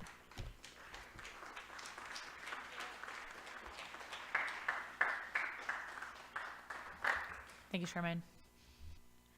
Hi, my name is Ina. I'm one of the organizers for HESHA. I'm one of the organizers for HESHA. My name is Ina, and I'm a freshman at Cal Poly. Cal Poly, we were informed that this was a 10-year decision to get to where they are now, to be a Cal Poly University. And we were informed last weekend, not this weekend, but last weekend before, that we would not have a home to live in for the next semester and coming years after, until they had the new dorms that they're planning to build, which they said it was going to be 2024 or 2025. And it was heartbreaking for all of us, but me and all of our organizations, a lot of you guys are here today, and I'm so proud of all of you guys, and we worked together over a really short period of time to protest, but also try to work with you guys and your council to make this, to form a plan, to work with the university, to work with you guys to ensure us a home, because yes, there are a lot of students coming in next year, but we are all here. We are all freshmen, sophomores, juniors, seniors, we're all here.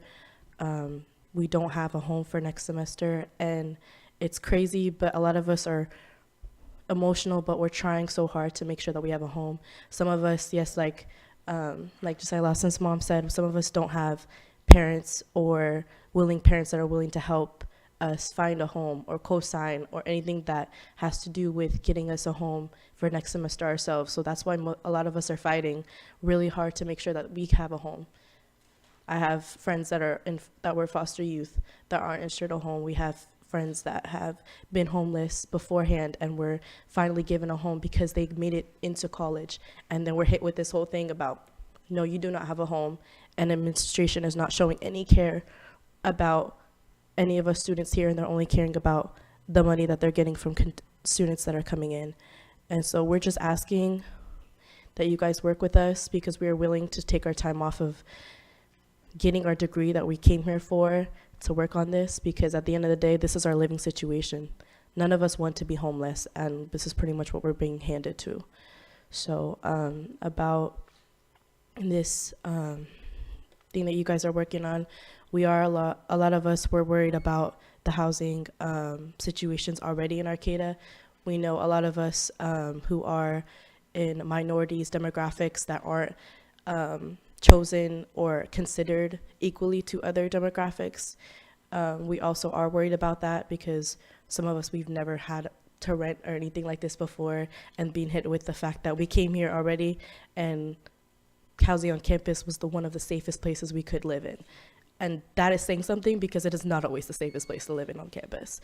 So, so we're hit with that. So just thankfully, we hope that you guys will be able to work with us, call us, do anything. We have your cards. We're willing to work with you. So thank you for hearing us. Thank you.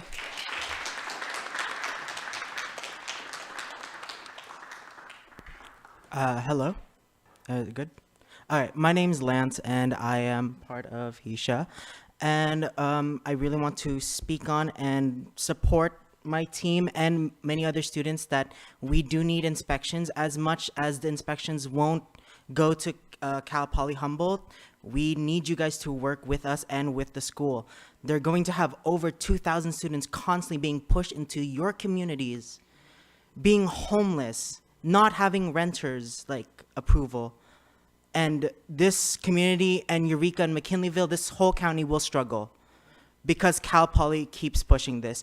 Please, this is you guys need to work with them. They're a federally funded school. As much as, you know, the state works with them, the CSU works with them.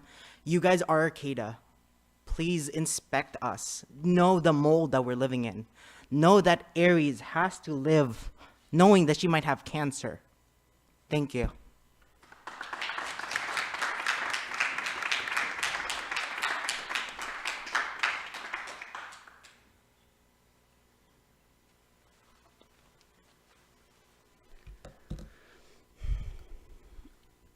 We are on Wiat land, and the Wiat never seceded. And so your government is illegal. I'm a student and a mother, and my child has been homeless twice.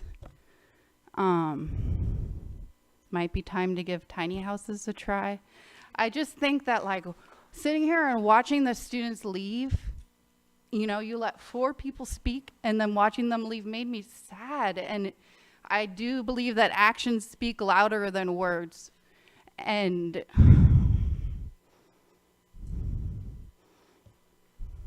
if it were you out there, you would not have the roadblocks. If it was your kid out there, you would find a way. So find a way. And also, the way that I'm feeling tonight is that we do not deserve Charmaine Lawson. We had taken her son. And what is worse than taking someone's son than not giving her justice? Let this mama rest. And if you don't, we're going to replace you one by one. So consider this notice.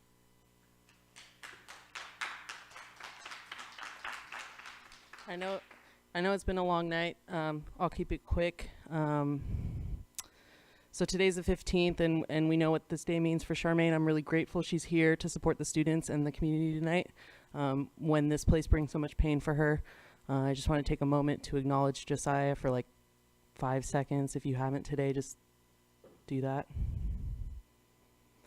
My name's Crane. I'm here in my individual capacity. I live in a tiny house. I think it's great. People should build tiny houses for students and former students and community members and elders and People need to be inside. It was 24 degrees last night. It's freezing. Someone froze to death outside this building.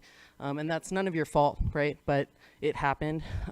This is stolen land. It's unceded land. I've lived in all sorts of different environments here. I had a major gas leak when I lived in Eureka underneath my house. The pipes were corroded. It took like months and months to remediate. I was vomiting. That's how sick. I don't want to make it about myself. I just think students and all community members, like, we need these policies. Even the big rental corporations should also have to have actual inspections. I don't really know what the fire department does. I think sometimes, like, the big rentals, they can just like put a tag on your door and you self-inspect, and I don't think that works because you don't want to get evicted, right? And people need to be safe here. I've been injured here. I got pepperballed protesting in Eureka. I had a brain injury. I still have a brain injury. It's really scary to come and talk here, but I'm here because I care. And I never thought I'd come out to another protest again or do any of that. Students who come here need to be safe. They cannot be murdered. Their murders need to be investigated. Murderers need to be charged. I'm also an abolitionist, so I don't really know what the end solution is for all of that. I'm not here to blame a bunch of people, but I think we need to really start having more actual discussions like this. We heard a lot of people upset about the unhoused people that are outside their house. So, you know, there's all these different takes. But we have to start doing a lot more work like this, right? Make sure people are inspecting the housing units that we do have. Make sure that we're not inviting thousands of students up here to displace local residents and other students if they're not going to be safe here, right? And safe means housed and loved and cared for. So we do have a lot of work to do as a community. I appreciate everyone for being here. And I really want to thank Charmaine for being here today, because she traveled up this morning from Riverside and she's still trying to get justice for her son while his killer, who we know is his killer, is walking the streets. His DNA is on the knife. We know who did it. He needs to be charged. So.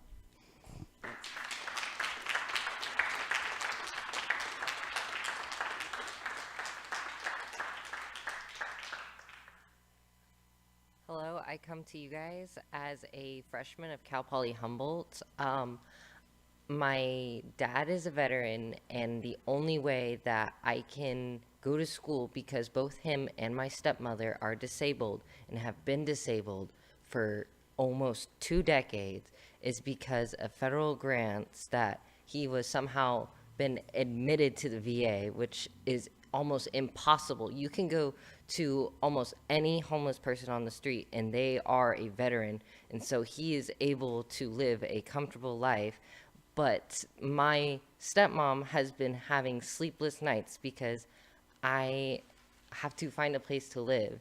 And it's not even the fact of that. It's the fact that I actually really like the rental inspection program. I hope it applies to the dorms because they are nasty. If the windows are closed, the carpet smells. You submit applications to get it fixed. And when I moved in August, before school had even started, I reported that my sliding glass door was broken, and it is still broken and cannot lock. When they clean out the bathrooms, the walls are slimy and sticky and stained. We had 2 showers. We only have 3 showers, and it's kind of communal. 2 of them would immediately flood, and because there's a divot, you would have about an inch or so of water. And you know how, like, when you walk in water, how your sandals get suctioned? I had a sandal suction up and float away, which is not very good. And the toilets do not have a drain behind them, so when they clean it, there is quite literally puddles of water, and they have been there for months, and they are nasty, and I have gotten my pant cuffs wet from them, and I have had to change them out. So if this happens and it is a good program and you guys are able to clean and inspect and get rid of mold, which I have had classmates show me pictures of giant, they look like black cats had grown on their wall, and they submit requests for them to be cleaned and they are never cleaned, and they have to bleach it themselves and they get sick. So I would love for you guys to put this not only into the community, but into the school, because the school is part of the community. Thank you for your time.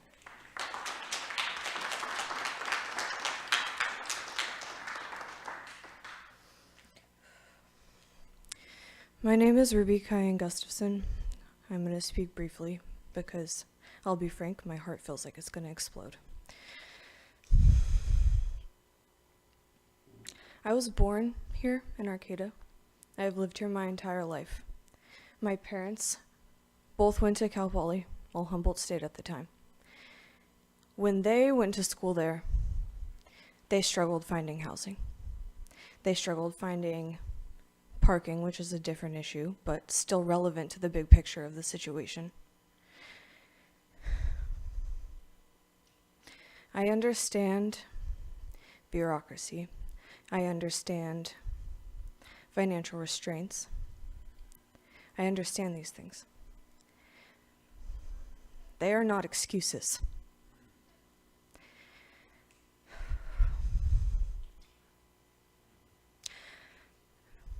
I am embarrassed for my community that I've called home since the day that I am born. This is unacceptable, and as people who lead this community, I expect these things to be solved, promptly. Thank you.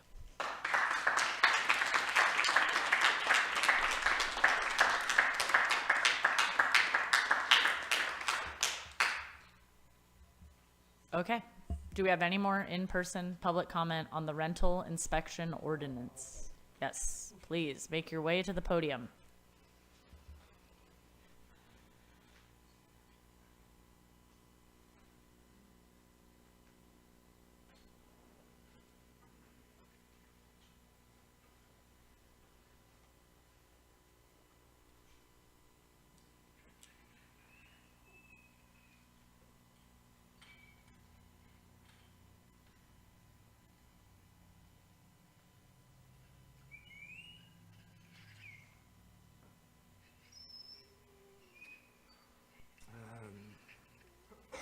Can you hear me? My sense is that some of the comments fall outside of the topic of the inspection program, be it may. Granted, there are housing problems that fall outside of the topic of the inspection program that need addressing. And my comments are limited to the inspection program only and not other outside housing issues that need addressing. Okay. The inspection program is being introduced today. And what that means is it's a proposal. And I would like to respond to the proposal with a proposal that the inspection program be referred to a task force, a committee for in-person vetting, such as we've had here for the first time,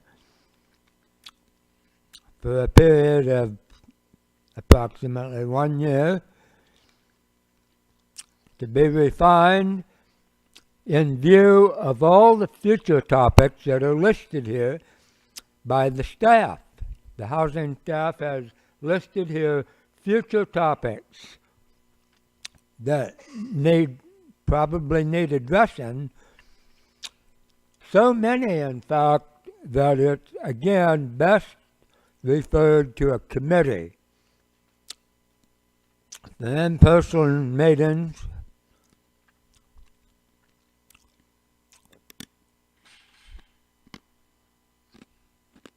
that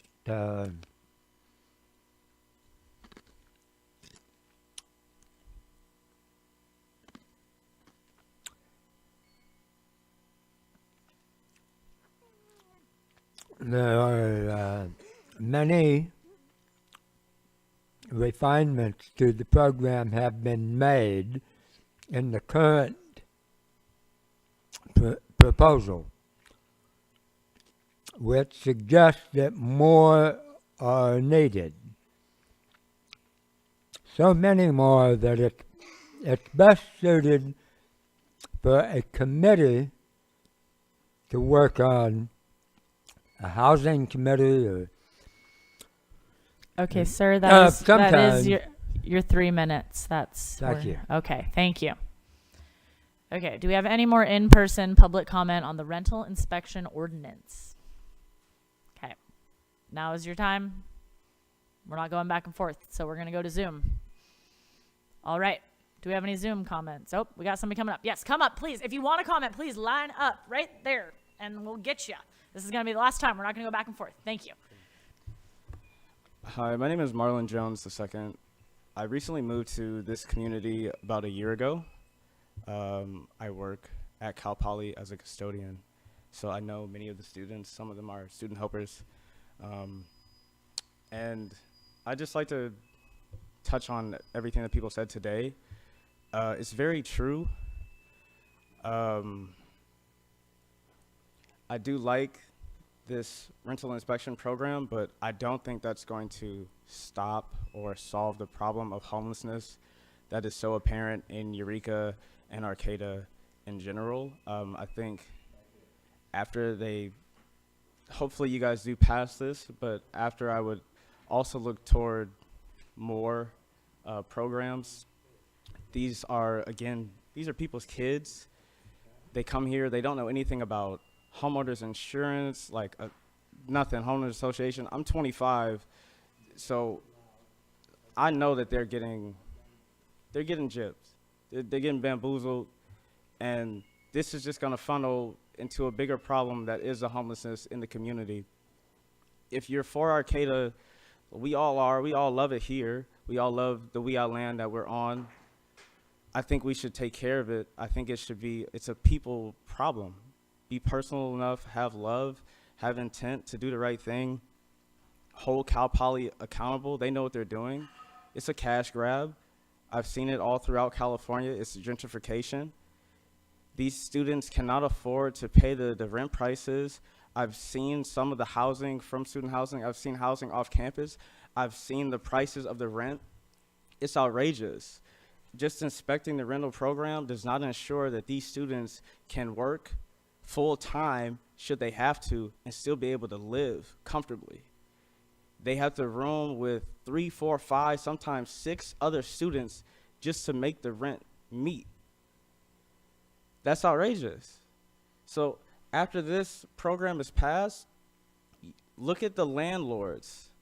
Look at the homeowners associations. These kids don't know anything about that. They're not here to get educated on that. They're here to get educated on something else. They're living here right now. They might want to stay here. They might fall in love with this community the same way that I did, and they might want to change it for the better. Give them a chance to do so. Thank you.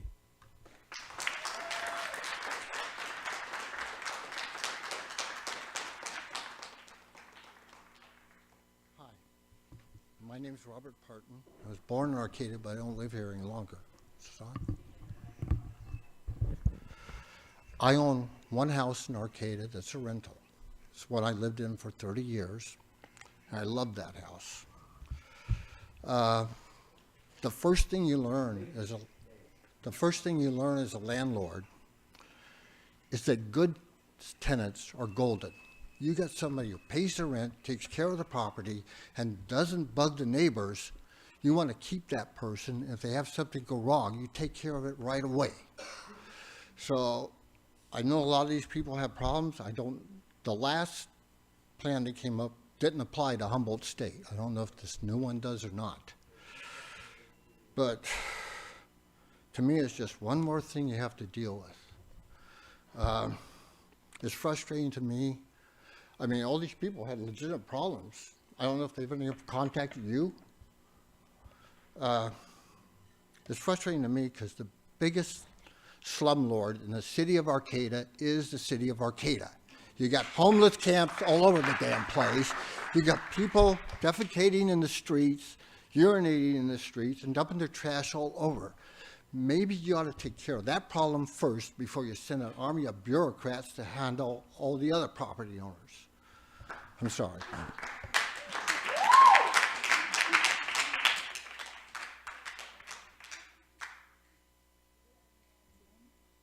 Okay, so again, this will be the last call for in-person public comment. We're moving to Zoom. We're not going to go back and forth.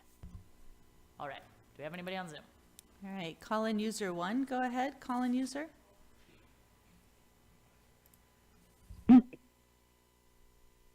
Good evening. My name is Lisa Pelletier.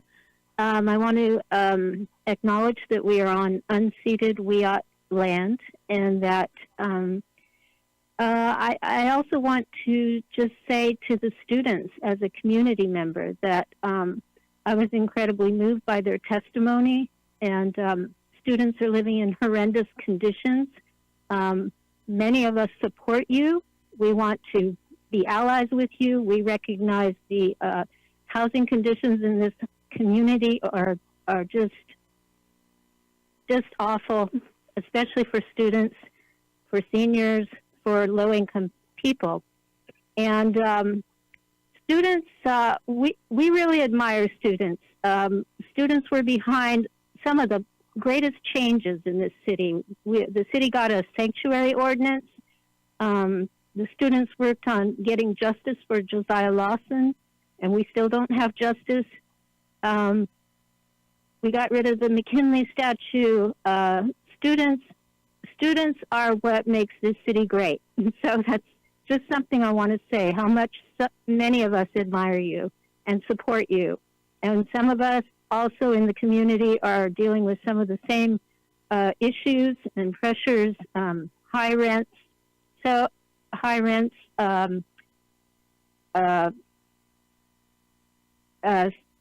property that is just in disrepair, and landlords who don't keep their properties up.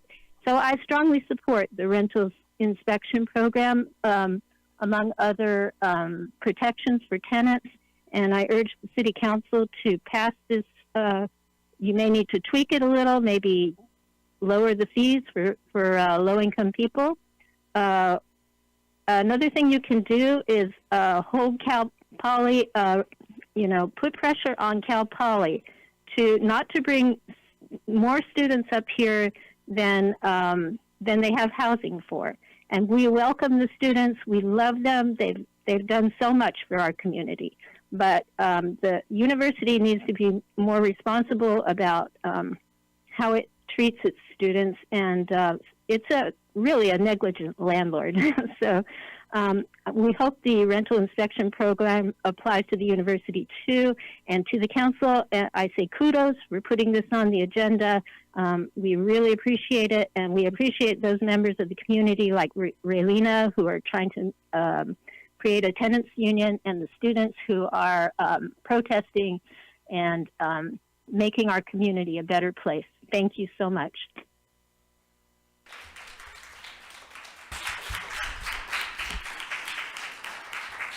Hello, everyone. My name is Juan Giovanni Guerrero. I am the Associated Students President of Cal Poly Humboldt. I just wanted to voice my support for the ordinance in terms of additional accountability measures for landlords to ensure that the properties are livable and pass inspection. And this is a bit off topic, but I also wanted to highlight the few out of many voices pertaining to housing in the community, and just to kind of summarize, some of my peer voices is the support behind the Arcata Gateway project, and I think that the recent events at Cal Poly Humboldt really highlight the urgency in terms of ensuring that we're planning for our growth. And so, thank you.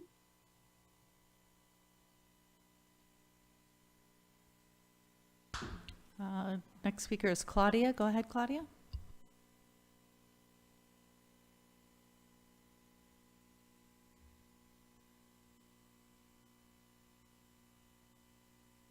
State. Okay, sorry. And You're good. Hello? Yep, we can hear you.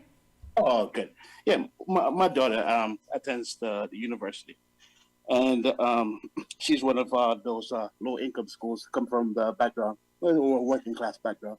I don't have a lot of money, but we're interested in her getting an education, and specifically, it was there. All right, it was basically your institution, your main institution there, and this is basically the main property holder inside of your inside of your small community, right? Humble State or Cal Poly Humboldt, whatever.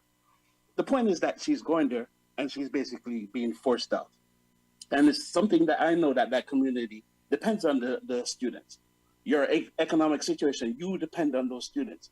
As much as they depend on you to help them out with legislation or whatever it is that you guys need to do, they help you out. They help out your economy. There is no lumber mills anymore. There's no gold mining. That's not what you guys do. You guys host a big institution and you're supposed to take care of the students. Now, as for the landlords and such, I have a big feeling towards that also. Because, yeah, there's a lot of people coming inside of your community, but what would you do without them? What exactly would you guys be doing without them? I figure that this is on you to help everybody around. Help the students, help them attain housing, help them to keep housing around them, and let the students also, hear this also. They should help the communities. If there are people defecating around and so on and so forth, these people should also bond. It's like you're gonna have time to protest. Also help out the community. This is an all-way thing. I want to see community like the one that I experienced when I was there. Help these kids out. That's my statement. Thank you. I see no more online public comment. All right, thank you. Okay. Oh, you want to take a break? Oh, I want to say something too, though. No. Okay. Well, can I ask? I kind of wrote down some of the questions that a lot of these students had asked, so I want to put some of these to Joe because they were things that I had already written down in my notes as well. And maybe it's just kind of some musing out loud, but I know that the Humboldt Tenant Landlord Collaborative that Humboldt has, that Shantae is part of, has done, know your rights workshops in the past. I think that should be something that happens like August 1st, and we should partner with Cal Poly Humboldt. We should partner with, I know Legal Services of Northern California called in earlier. They've put on legal know your rights workshops all the time. I would love to see the city, be able to support and promote, perhaps, through Equity Arcata. I think that's a great thing for Equity Arcata to do, to support and promote a know your rights workshop, especially, in August when students are here hitting the pavement hard looking for housing. And so that's not really so much of a question as, is that a thing that we can incorporate? I see a thumbs up. And so then question-wise, so what does it take and what kind of equipment is required to have testing of mold and identification of mold? And is there, other providers in Humboldt County that offer similar testing, and perhaps, how does that work? Yeah, there are essentially coursework. Individuals would need to get certified and educated in what to test, how to take a sample, and then there are labs. I believe that local labs are very limited on a specific identification. They can tell you if it's a mold and generally if it's this type of mold or this type of mold, but the local labs do not have the ability to identify specifically toxic molds. So those would have to be sent out, and they're expensive. So it would be a matter of funding. And I know you said earlier that there are, mold is usually caused by other significant problems and telltale signs. So, in a situation where it is obvious that there is significant mold, is that something that we can require, a landlord to pay that cost to make sure that gets tested? Certainly, if there are no other identifiable issues that are causing it and it's just mold, it's something that could be considered. It's not currently written into this program. I would have a challenging road ahead if I were to try to enforce landlords and property owners to test mold based on arbitrary decisions. So that's why typically when I see mold, I tend to look for what's the cause of the mold. Is there a roof leak? Is there a plumbing leak? Is there lack of ventilation? Things like that that I can specifically point to as code violations. So again, yes, it could happen. There would need to be specific ordinances probably drafted for that and funding available for that. And I know, yeah, I mean, as somebody that rents in this community, you pretty much have to sign a mold addendum no matter where you move in, unless it's like brand spanking new, I don't even know. But like most of the time you were just saying, yeah, I understand that there could probably be toxic mold in this building.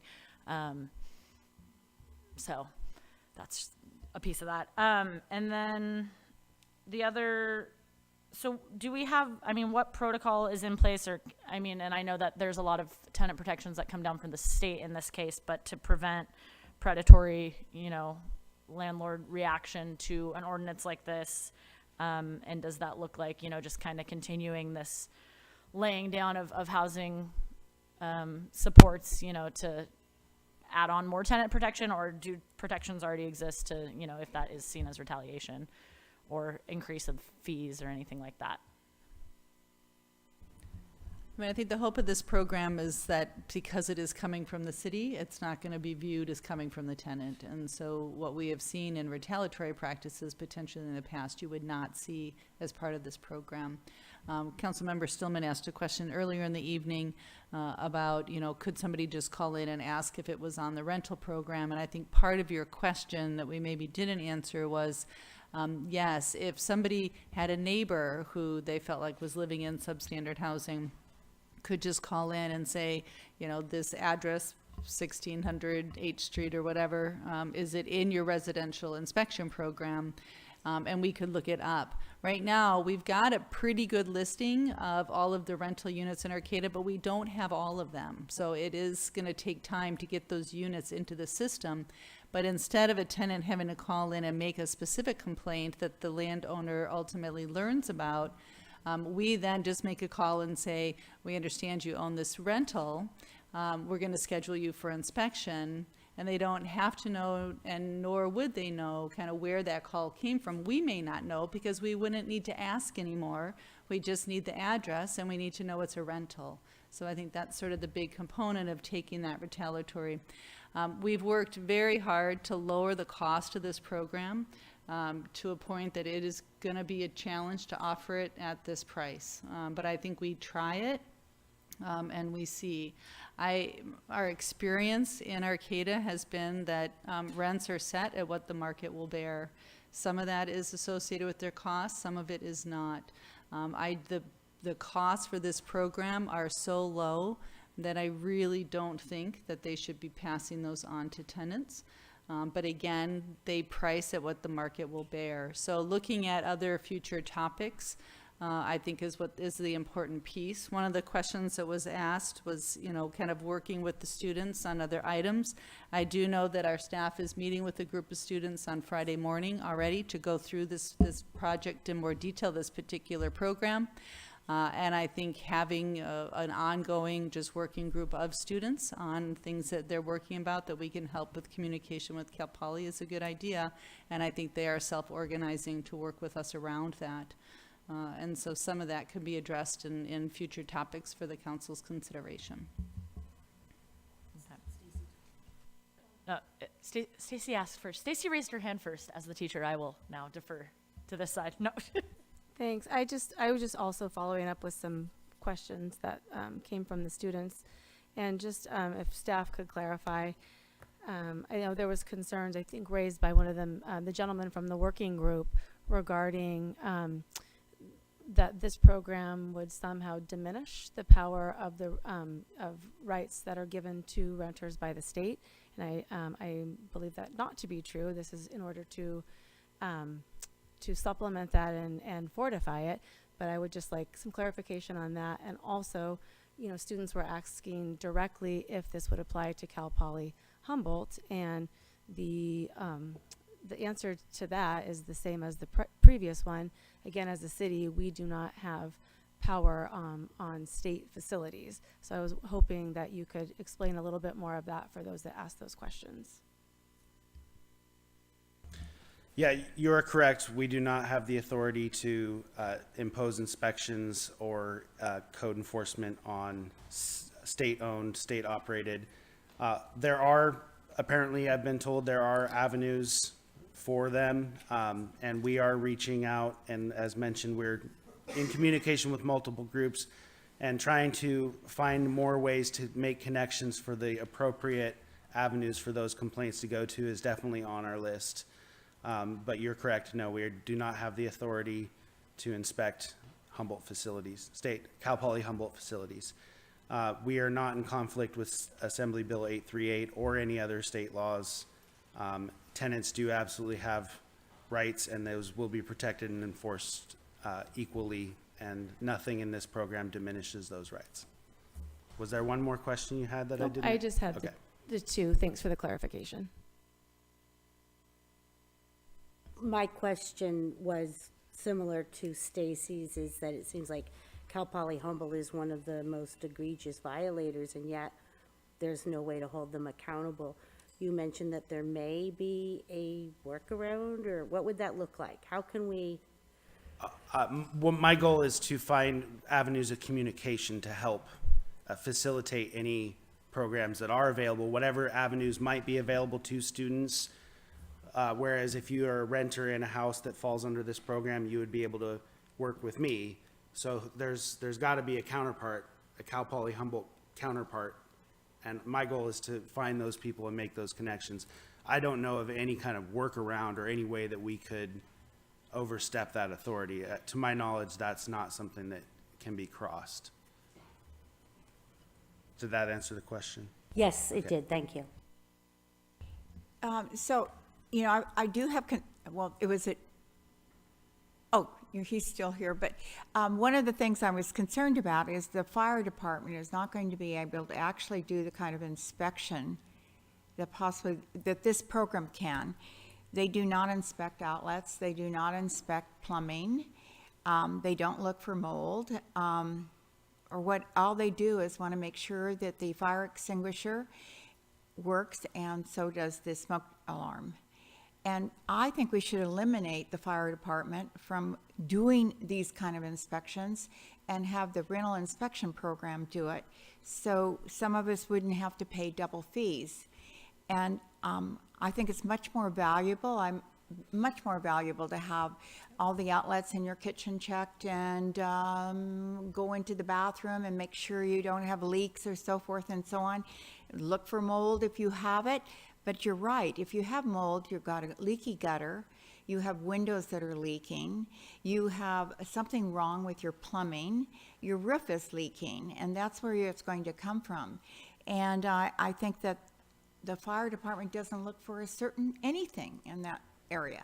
And I know this program exempts people from that, if you have the fire department inspecting you, you don't have to do anything else. And it was addressed that if you had a multi-story building, that the fire department would do that for you.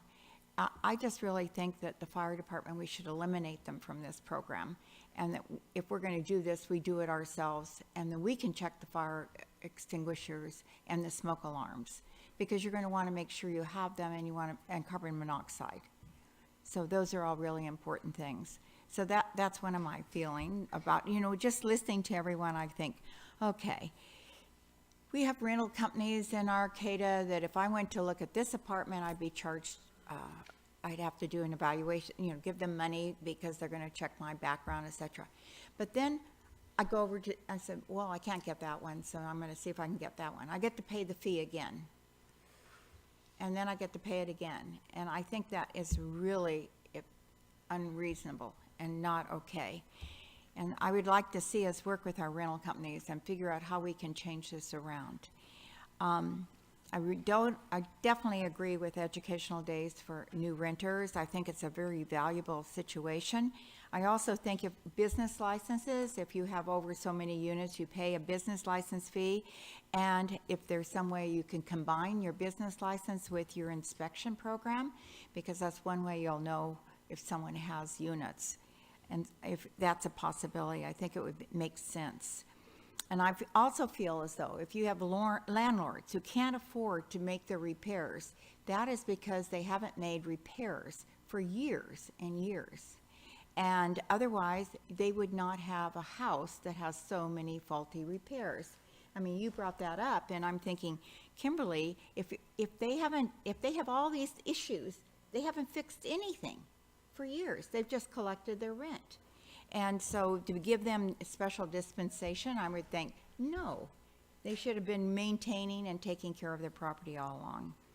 So those are my feelings. And I am a landlord, and I feel like I'm a good landlord. And I have a plumbing problem, my plumber's there the next day. And so I don't let things go.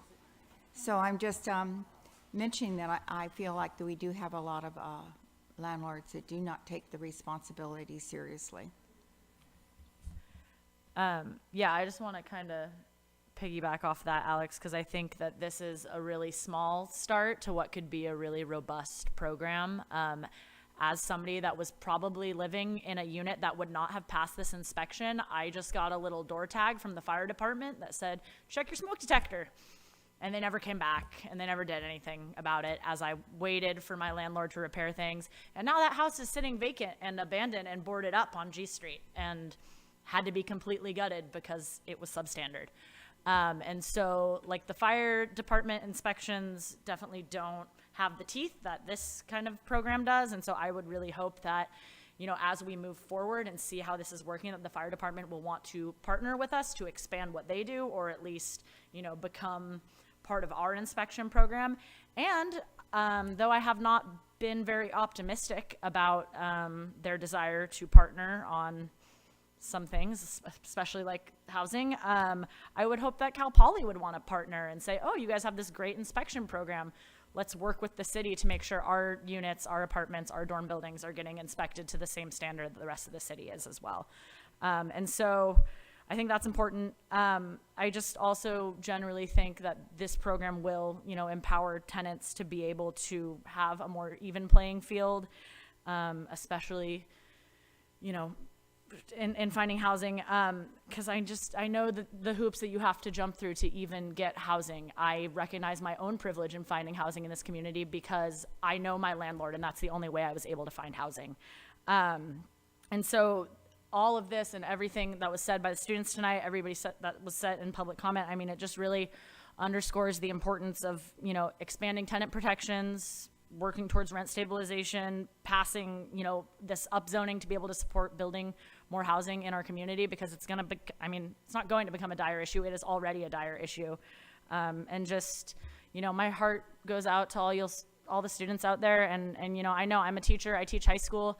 I just had one of my students who is not comfortable in their home because they are a queer student and their parents do not accept them, get told that because they are a local student and have local housing, that they will not be offered housing as a freshman at Cal Poly because they are local even. So, you know, it's a shame to see. It's really, you know, I'm glad to see you guys out there fighting for it. I'm going to support you. I'm going to advocate for you. I hope that Cal Poly will listen and begin to, you know, work with this group that you guys have put together. You are amazingly organized. You are professional. You have tons of right to be in the room and get what you're fighting for. And so, you know, we're here to support you. Yeah. So I would like to make a motion that the council introduce ordinance number 1552, an ordinance of the City Council of the City of Arcata adding Chapter 5 Residential Rental Inspection Program, RRIP, to Title 8 Building Regulations of the Arcata Municipal Code, waive reading of the text and consent to read by title only. I'll second that. Okay, but I'd like to make an amendment.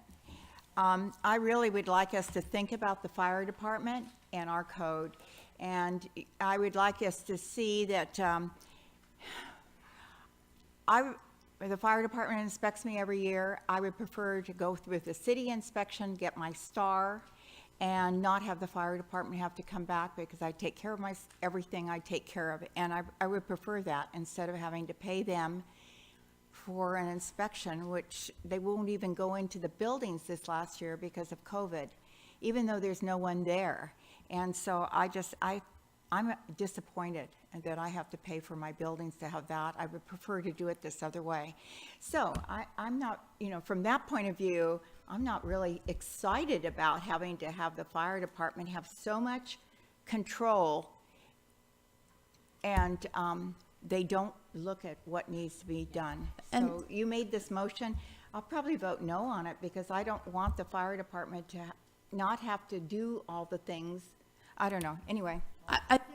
I think the idea and what we've talked about was maybe seeing how this works for a year and then trying to work with the fire department and maybe come back in a year and see how things go while, during this year reaching out to the fire department and thinking about how we can work together and then maybe coming back in a year and amend it. So that was my, that's what I got out of this and why I made the motion. I can see And doing I'll that. agree with you, Alex. I mean, to right now, we can implement this, but to direct staff to begin those conversations and work with the fire department to encapsulate all of those, especially there are some large complexes out there that are real sleazy and are not up to this standard as well. And so to direct staff to already begin that work, working with the fire department to incorporate this checklist into their inspections as well, or contract and work with the city to be able to implement those same I think it's checks. going to be the opposite. They're going to have to let the city do it because they are not going to, they are not interested in doing any more than what they do.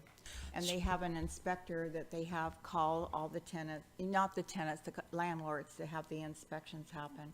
So can I make an amendment to my resolution then and add to that to direct staff to begin to work with the fire department to see if we can take over rental inspections from them?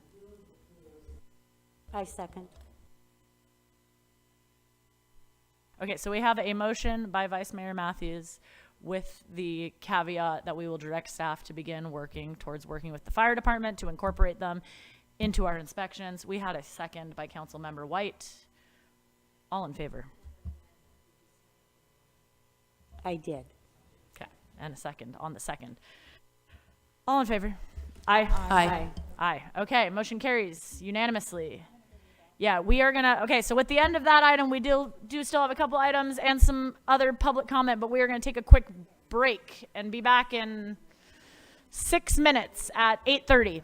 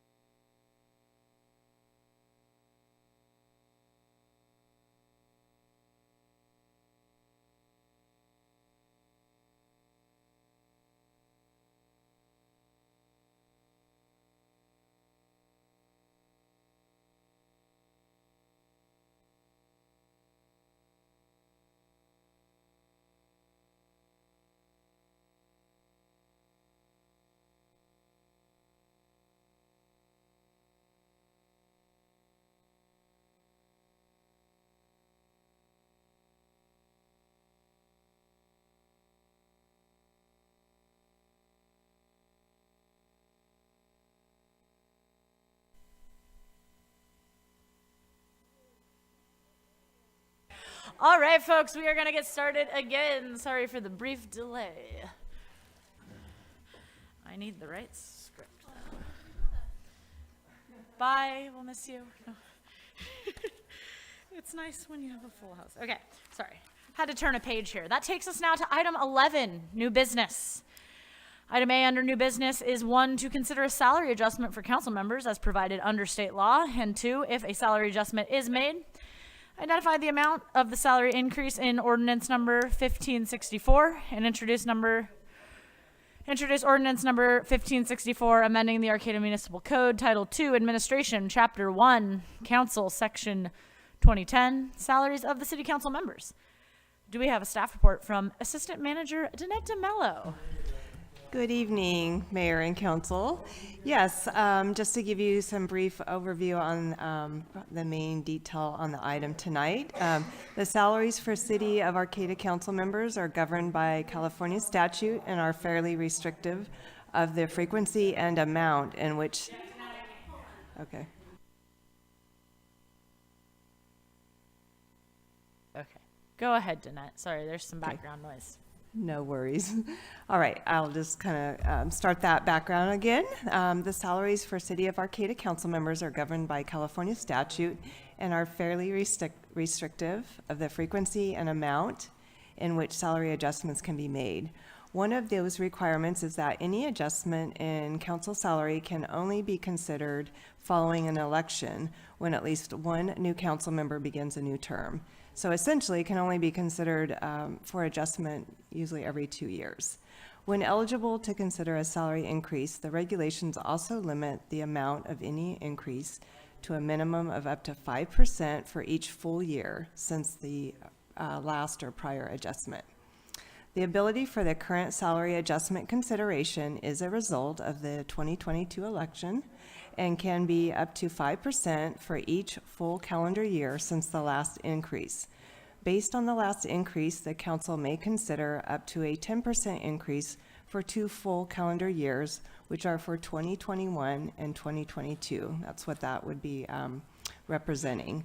The current salary for council members is $772.28 a month.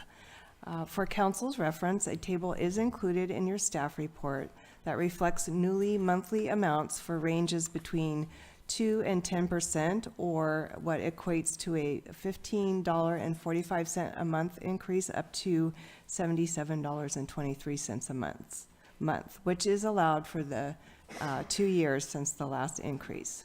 And then just as a reminder, as was read on the item, that if council elects a salary increase tonight prior to introducing the ordinance, we do need you to clarify or identify the new monthly percentage and dollar amount so that that can be included in the ordinance when it comes back to you for adoption. All right. Questions and comments from the council. We'll start on this end and we'll go down the line. We're going to be orderly. As I've said in the past, when it's time for increases in our salary, I do support that. I think that there's a lot of inequity in positions of this type in leadership, in the fact that it's a large portion of it is essentially volunteer, compared to the salary, and it leaves a lot of people out that would like to serve that don't have that amount of time to essentially volunteer when they need to be out, earning. And so that's just my feedback on that. Yeah, I'm taking a pay cut and an hour cut at my real job so I can dedicate more than the immense time that I already spend on this job, which I can't afford.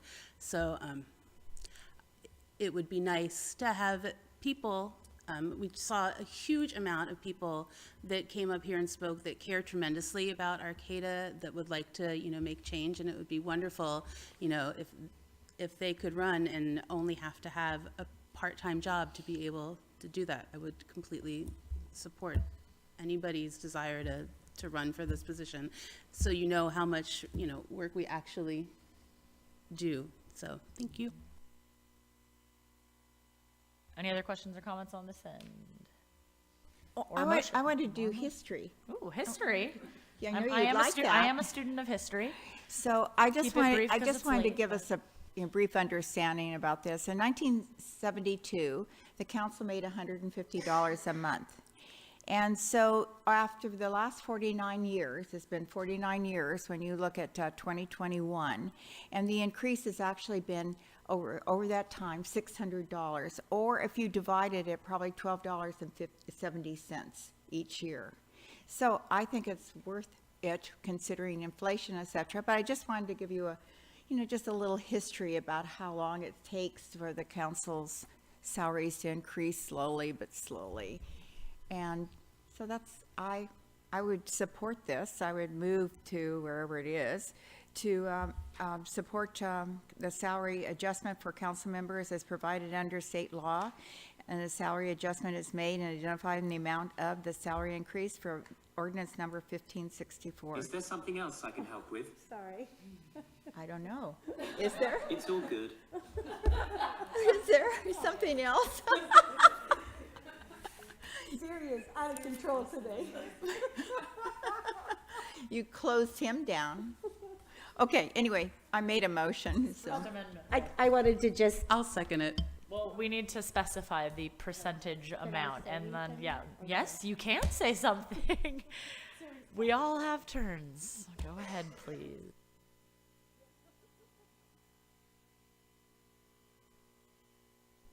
yeah, I guess I just wanted to piggyback on what Meredith said. I'm a single mom, and even at the maximum, it's really not that much. I am on half the salary that I was before I came on city council, so that I could commit to what I needed to coming on board as a new council person. So even the maximum amount is still honestly a pittance. We work hard. My students always ask me, are you going to your second job tonight? So they know that it is, another, at least part-time and sometimes full-time job. Okay, so then if we're talking about the increase, then we're all comfortable with our allowed 5% over for the next 2 years. Is that all you need from us, Danette, just the percentage? Yeah, I think to clarify, you're doing the 5% for each year, so a total of 10%, and the new monthly amount will then be $849.51.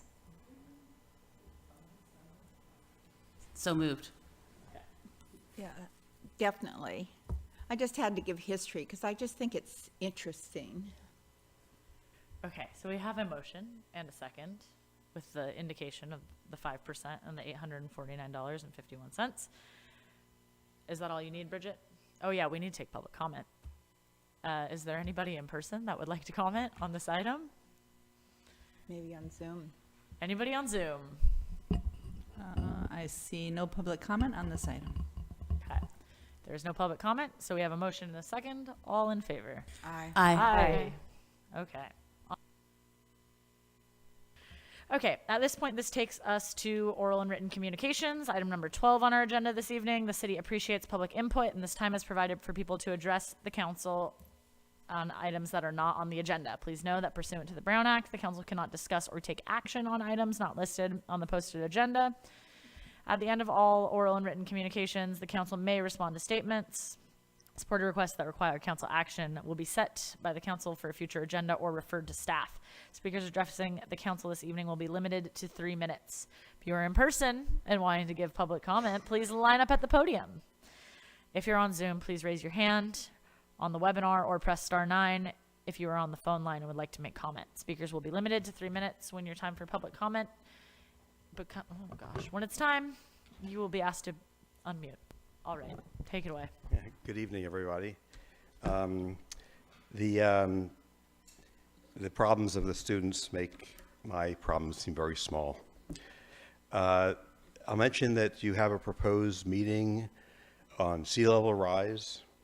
The proposed schedule is for Tuesday, March 28th, the joint city council planning commission meeting. I hope that this is promoted to the public because it's an important thing that people have been asking for.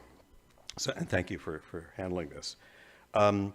We had the study session with the Planning Commission on Saturday. It went very well. I talked to David Loya about recording it. He was not planning on recording it. I made audio recordings, and we paid Eric Black. A few people and myself got together and paid him to do a very crude video. It's not professional or edited. It's on arcata1.com. It's at arcata1.com/council, or if you go to arcata1.com and look at what's new, you'll see it there. And with all the supporting material. Brings up the matter of the lack of what I regard as public engagement. You know, originally there was not going to be it's an important meeting of the Form-Based Code. It was the first time Ben Noble was here in person, and there was not going to be any recording of it. I don't mean to be critical of David specifically because he's got so much that he's doing, but the public engagement is not being handled properly. Things on the website are out of date. Scheduled meetings aren't there. The survey that was done for the came out on January 19th, but his email about it didn't come out until the 26th, and the survey closed on the 30th. You get the idea. I don't know if it's possible to have someone outside of the community development department handling the PR or the public engagement for the gateway process. I think the results show that something's wrong. Very few people are involved, and it's the largest event, the largest project, or largest change to Arcata that has ever occurred, in my view. So if I can help you, please tell me. Just some suggestions there. Thanks. And thanks for your work tonight. Great. Thank you, Fred. Oh, there's no applause. Okay. Feels weird. Anybody online wishing to participate in oral and written communications this evening? I'm giving a moment for online public comment and seeing none. That takes us to council and staff reports. So, City Manager Deemer, do we have any staff updates? No updates tonight. All right. Well, then we will start with our council updates. We'll just start at this end of the dais and go on down to the other end of the dais. So, Stacy, if you'd like to start. Councilmember Stillman, can you help me? Or do we have any updates from Main Street? I mean, I know we're all going to the chamber dinner, which Meredith will announce, but you have a ball. The ball. Oh, we have the ball coming up. We do have the ball coming up. I didn't make any notes. And the Main Street board meets once a month now instead of twice a month. And we have 3 staff people that are on there, office manager, an events manager, and a social media manager. And so I think we're making progress that way. We have the Fairy Festival coming up. And we'll have the arts market will happen again. So I think that's about it, don't you think? I think so. Thank you for helping me because my mind was going blank. So I appreciate it. I think that's about right. Okay, so I had an HWMA meeting last Thursday. I would encourage everybody to go to the HWMA site and watch the video that Jill Duffy made of where our trash goes and how flippin' much of it we make. It was really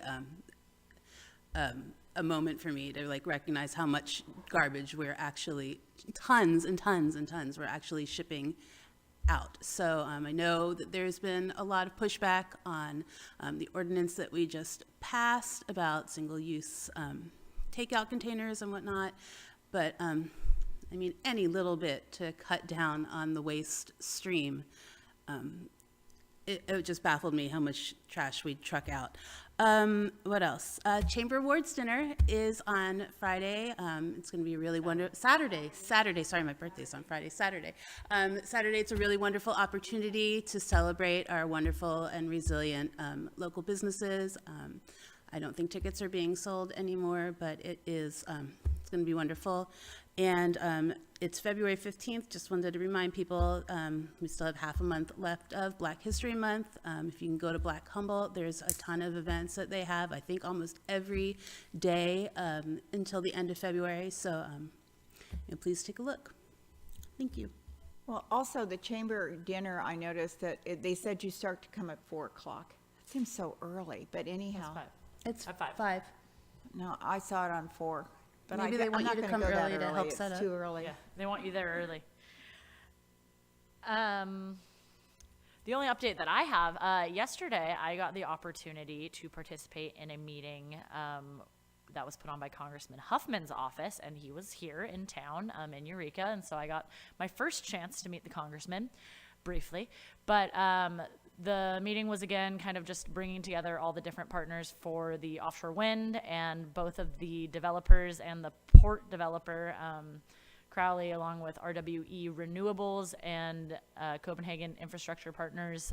Their teams were both there as well, along with just interested stakeholder parties. The fishermen's groups were there, the tribes, city governments, county supervisors, Redwood Coast Energy Authority, EPIC, North Coast Environmental Center, you name it, and just had a big round table. It was just a really good, it's an interesting thing to just see the overlap of like the federal and the state and the local governments and how they are all working together to make this project possible, and just like the different overlaps, but really focusing on the part of the lease auction, which was to provide these community benefit agreements to the communities. And so just, kind of opening that up for community members to be able to ask questions of the developers, and then also just kind of express some of their interests about what kind of community benefits they would want to see. And so it's been really interesting to be part of this process. I'll be going to Humboldt Area Foundation is having another meeting with one of the developers tomorrow with the Core Hub.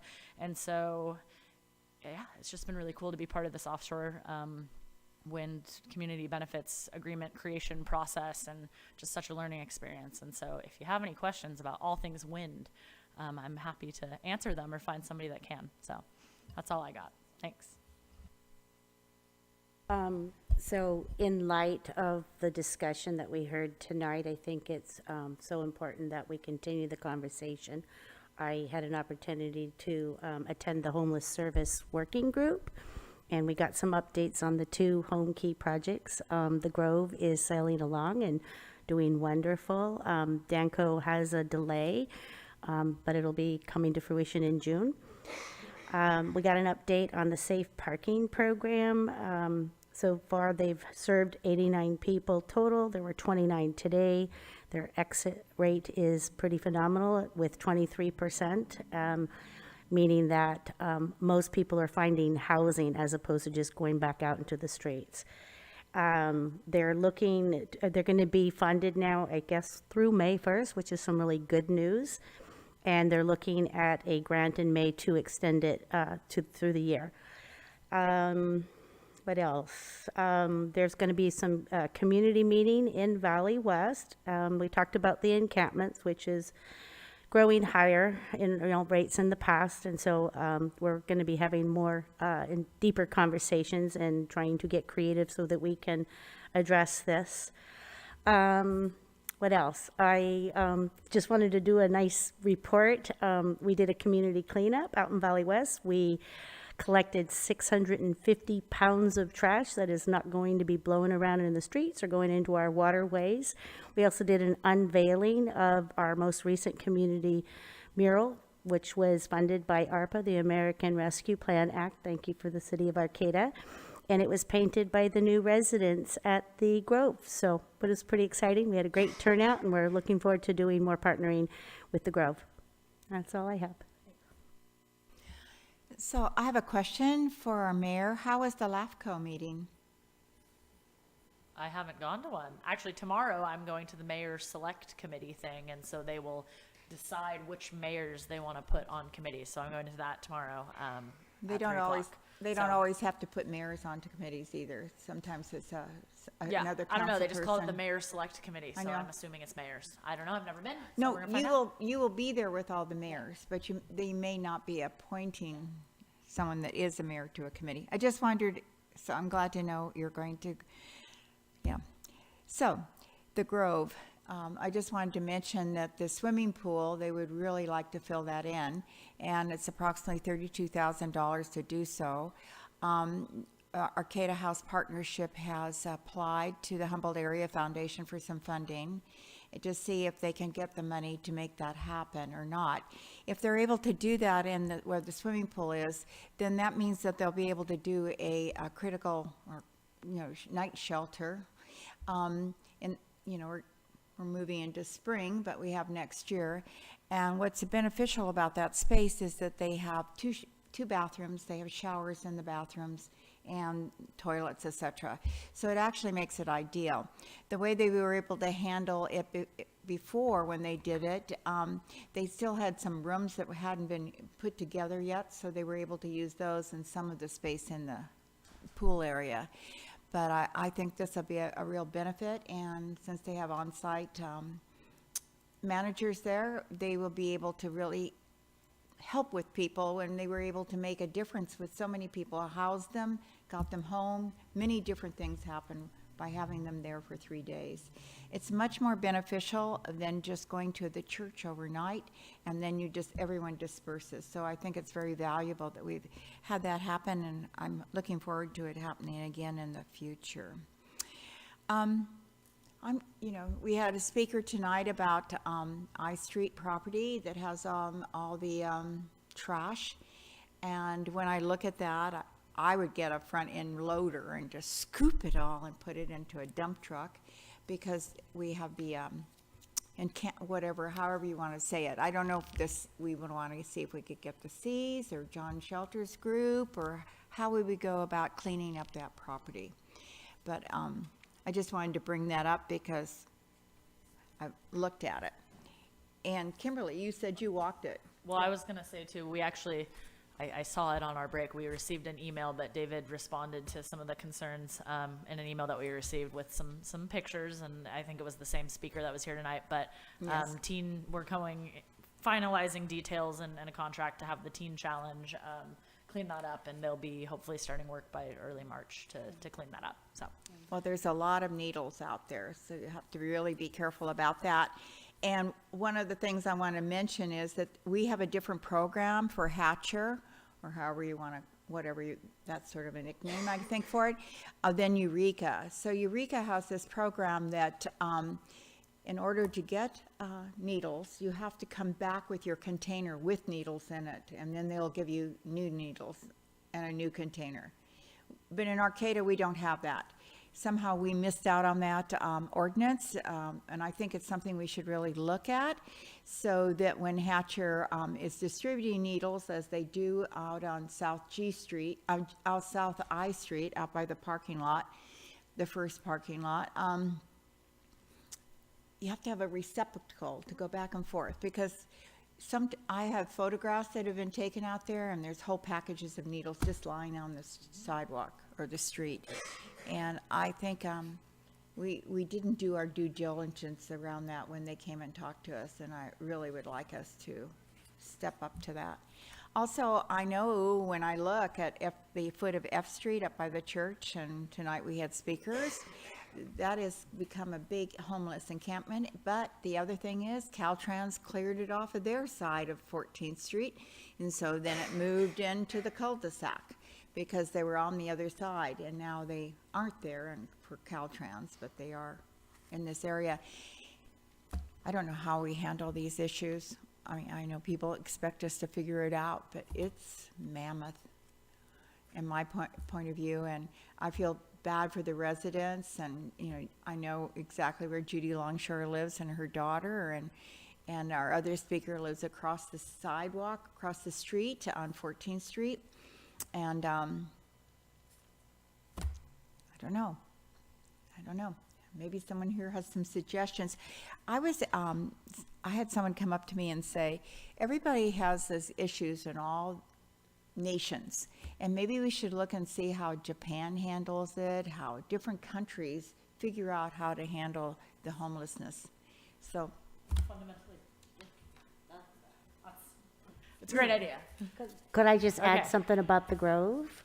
We're in phase 2, and they're going to be completing the 5 ADA units. So that's real exciting because there's a great need for that too. Awesome. Okay. Okay. We have dates of future meetings next to look at here. So should I read them off? Is that, or should we just look at them and say, yes, these look good? No. Okay. So, first one is, this one is to set a date. So we do need to confirm this one, that Tuesday, March 28th, 2023, I believe that is a Tuesday at 6 p.m. works for a joint study session with the Planning Commission on sea level rise. That's during the Planning Commission's normal meeting time, correct? So a Tuesday at 6 p.m., March 28th, can we all confirm that that works for us? Yes. It's on my calendar. Okay, do we need a motion on that, or is consensus good enough? Okay, we are consensed. And then the other ones that we have confirmed as well, and just to remind people, we will be having our study session coming up next Tuesday, less than a week from today, study sessions with the committee chairpersons. That will be here in the council chamber next Tuesday, February 21st at 6 p.m. We will also have our goal setting study session Tuesday, March 7th at 6 p.m. here in the council chambers. And then we will have our 2023-24 budget study session Tuesday, May 9th at 6 p.m. here in the council chambers. So let's make sure those are all on our calendars. So I have another And with question. that, I was going to ask another question. I know that there's a conference coming up, the Civic Well, and I'm assuming that will be organized somehow or other. Yeah. Yes. Okay. With that, meeting is adjourned. I don't have the gavel.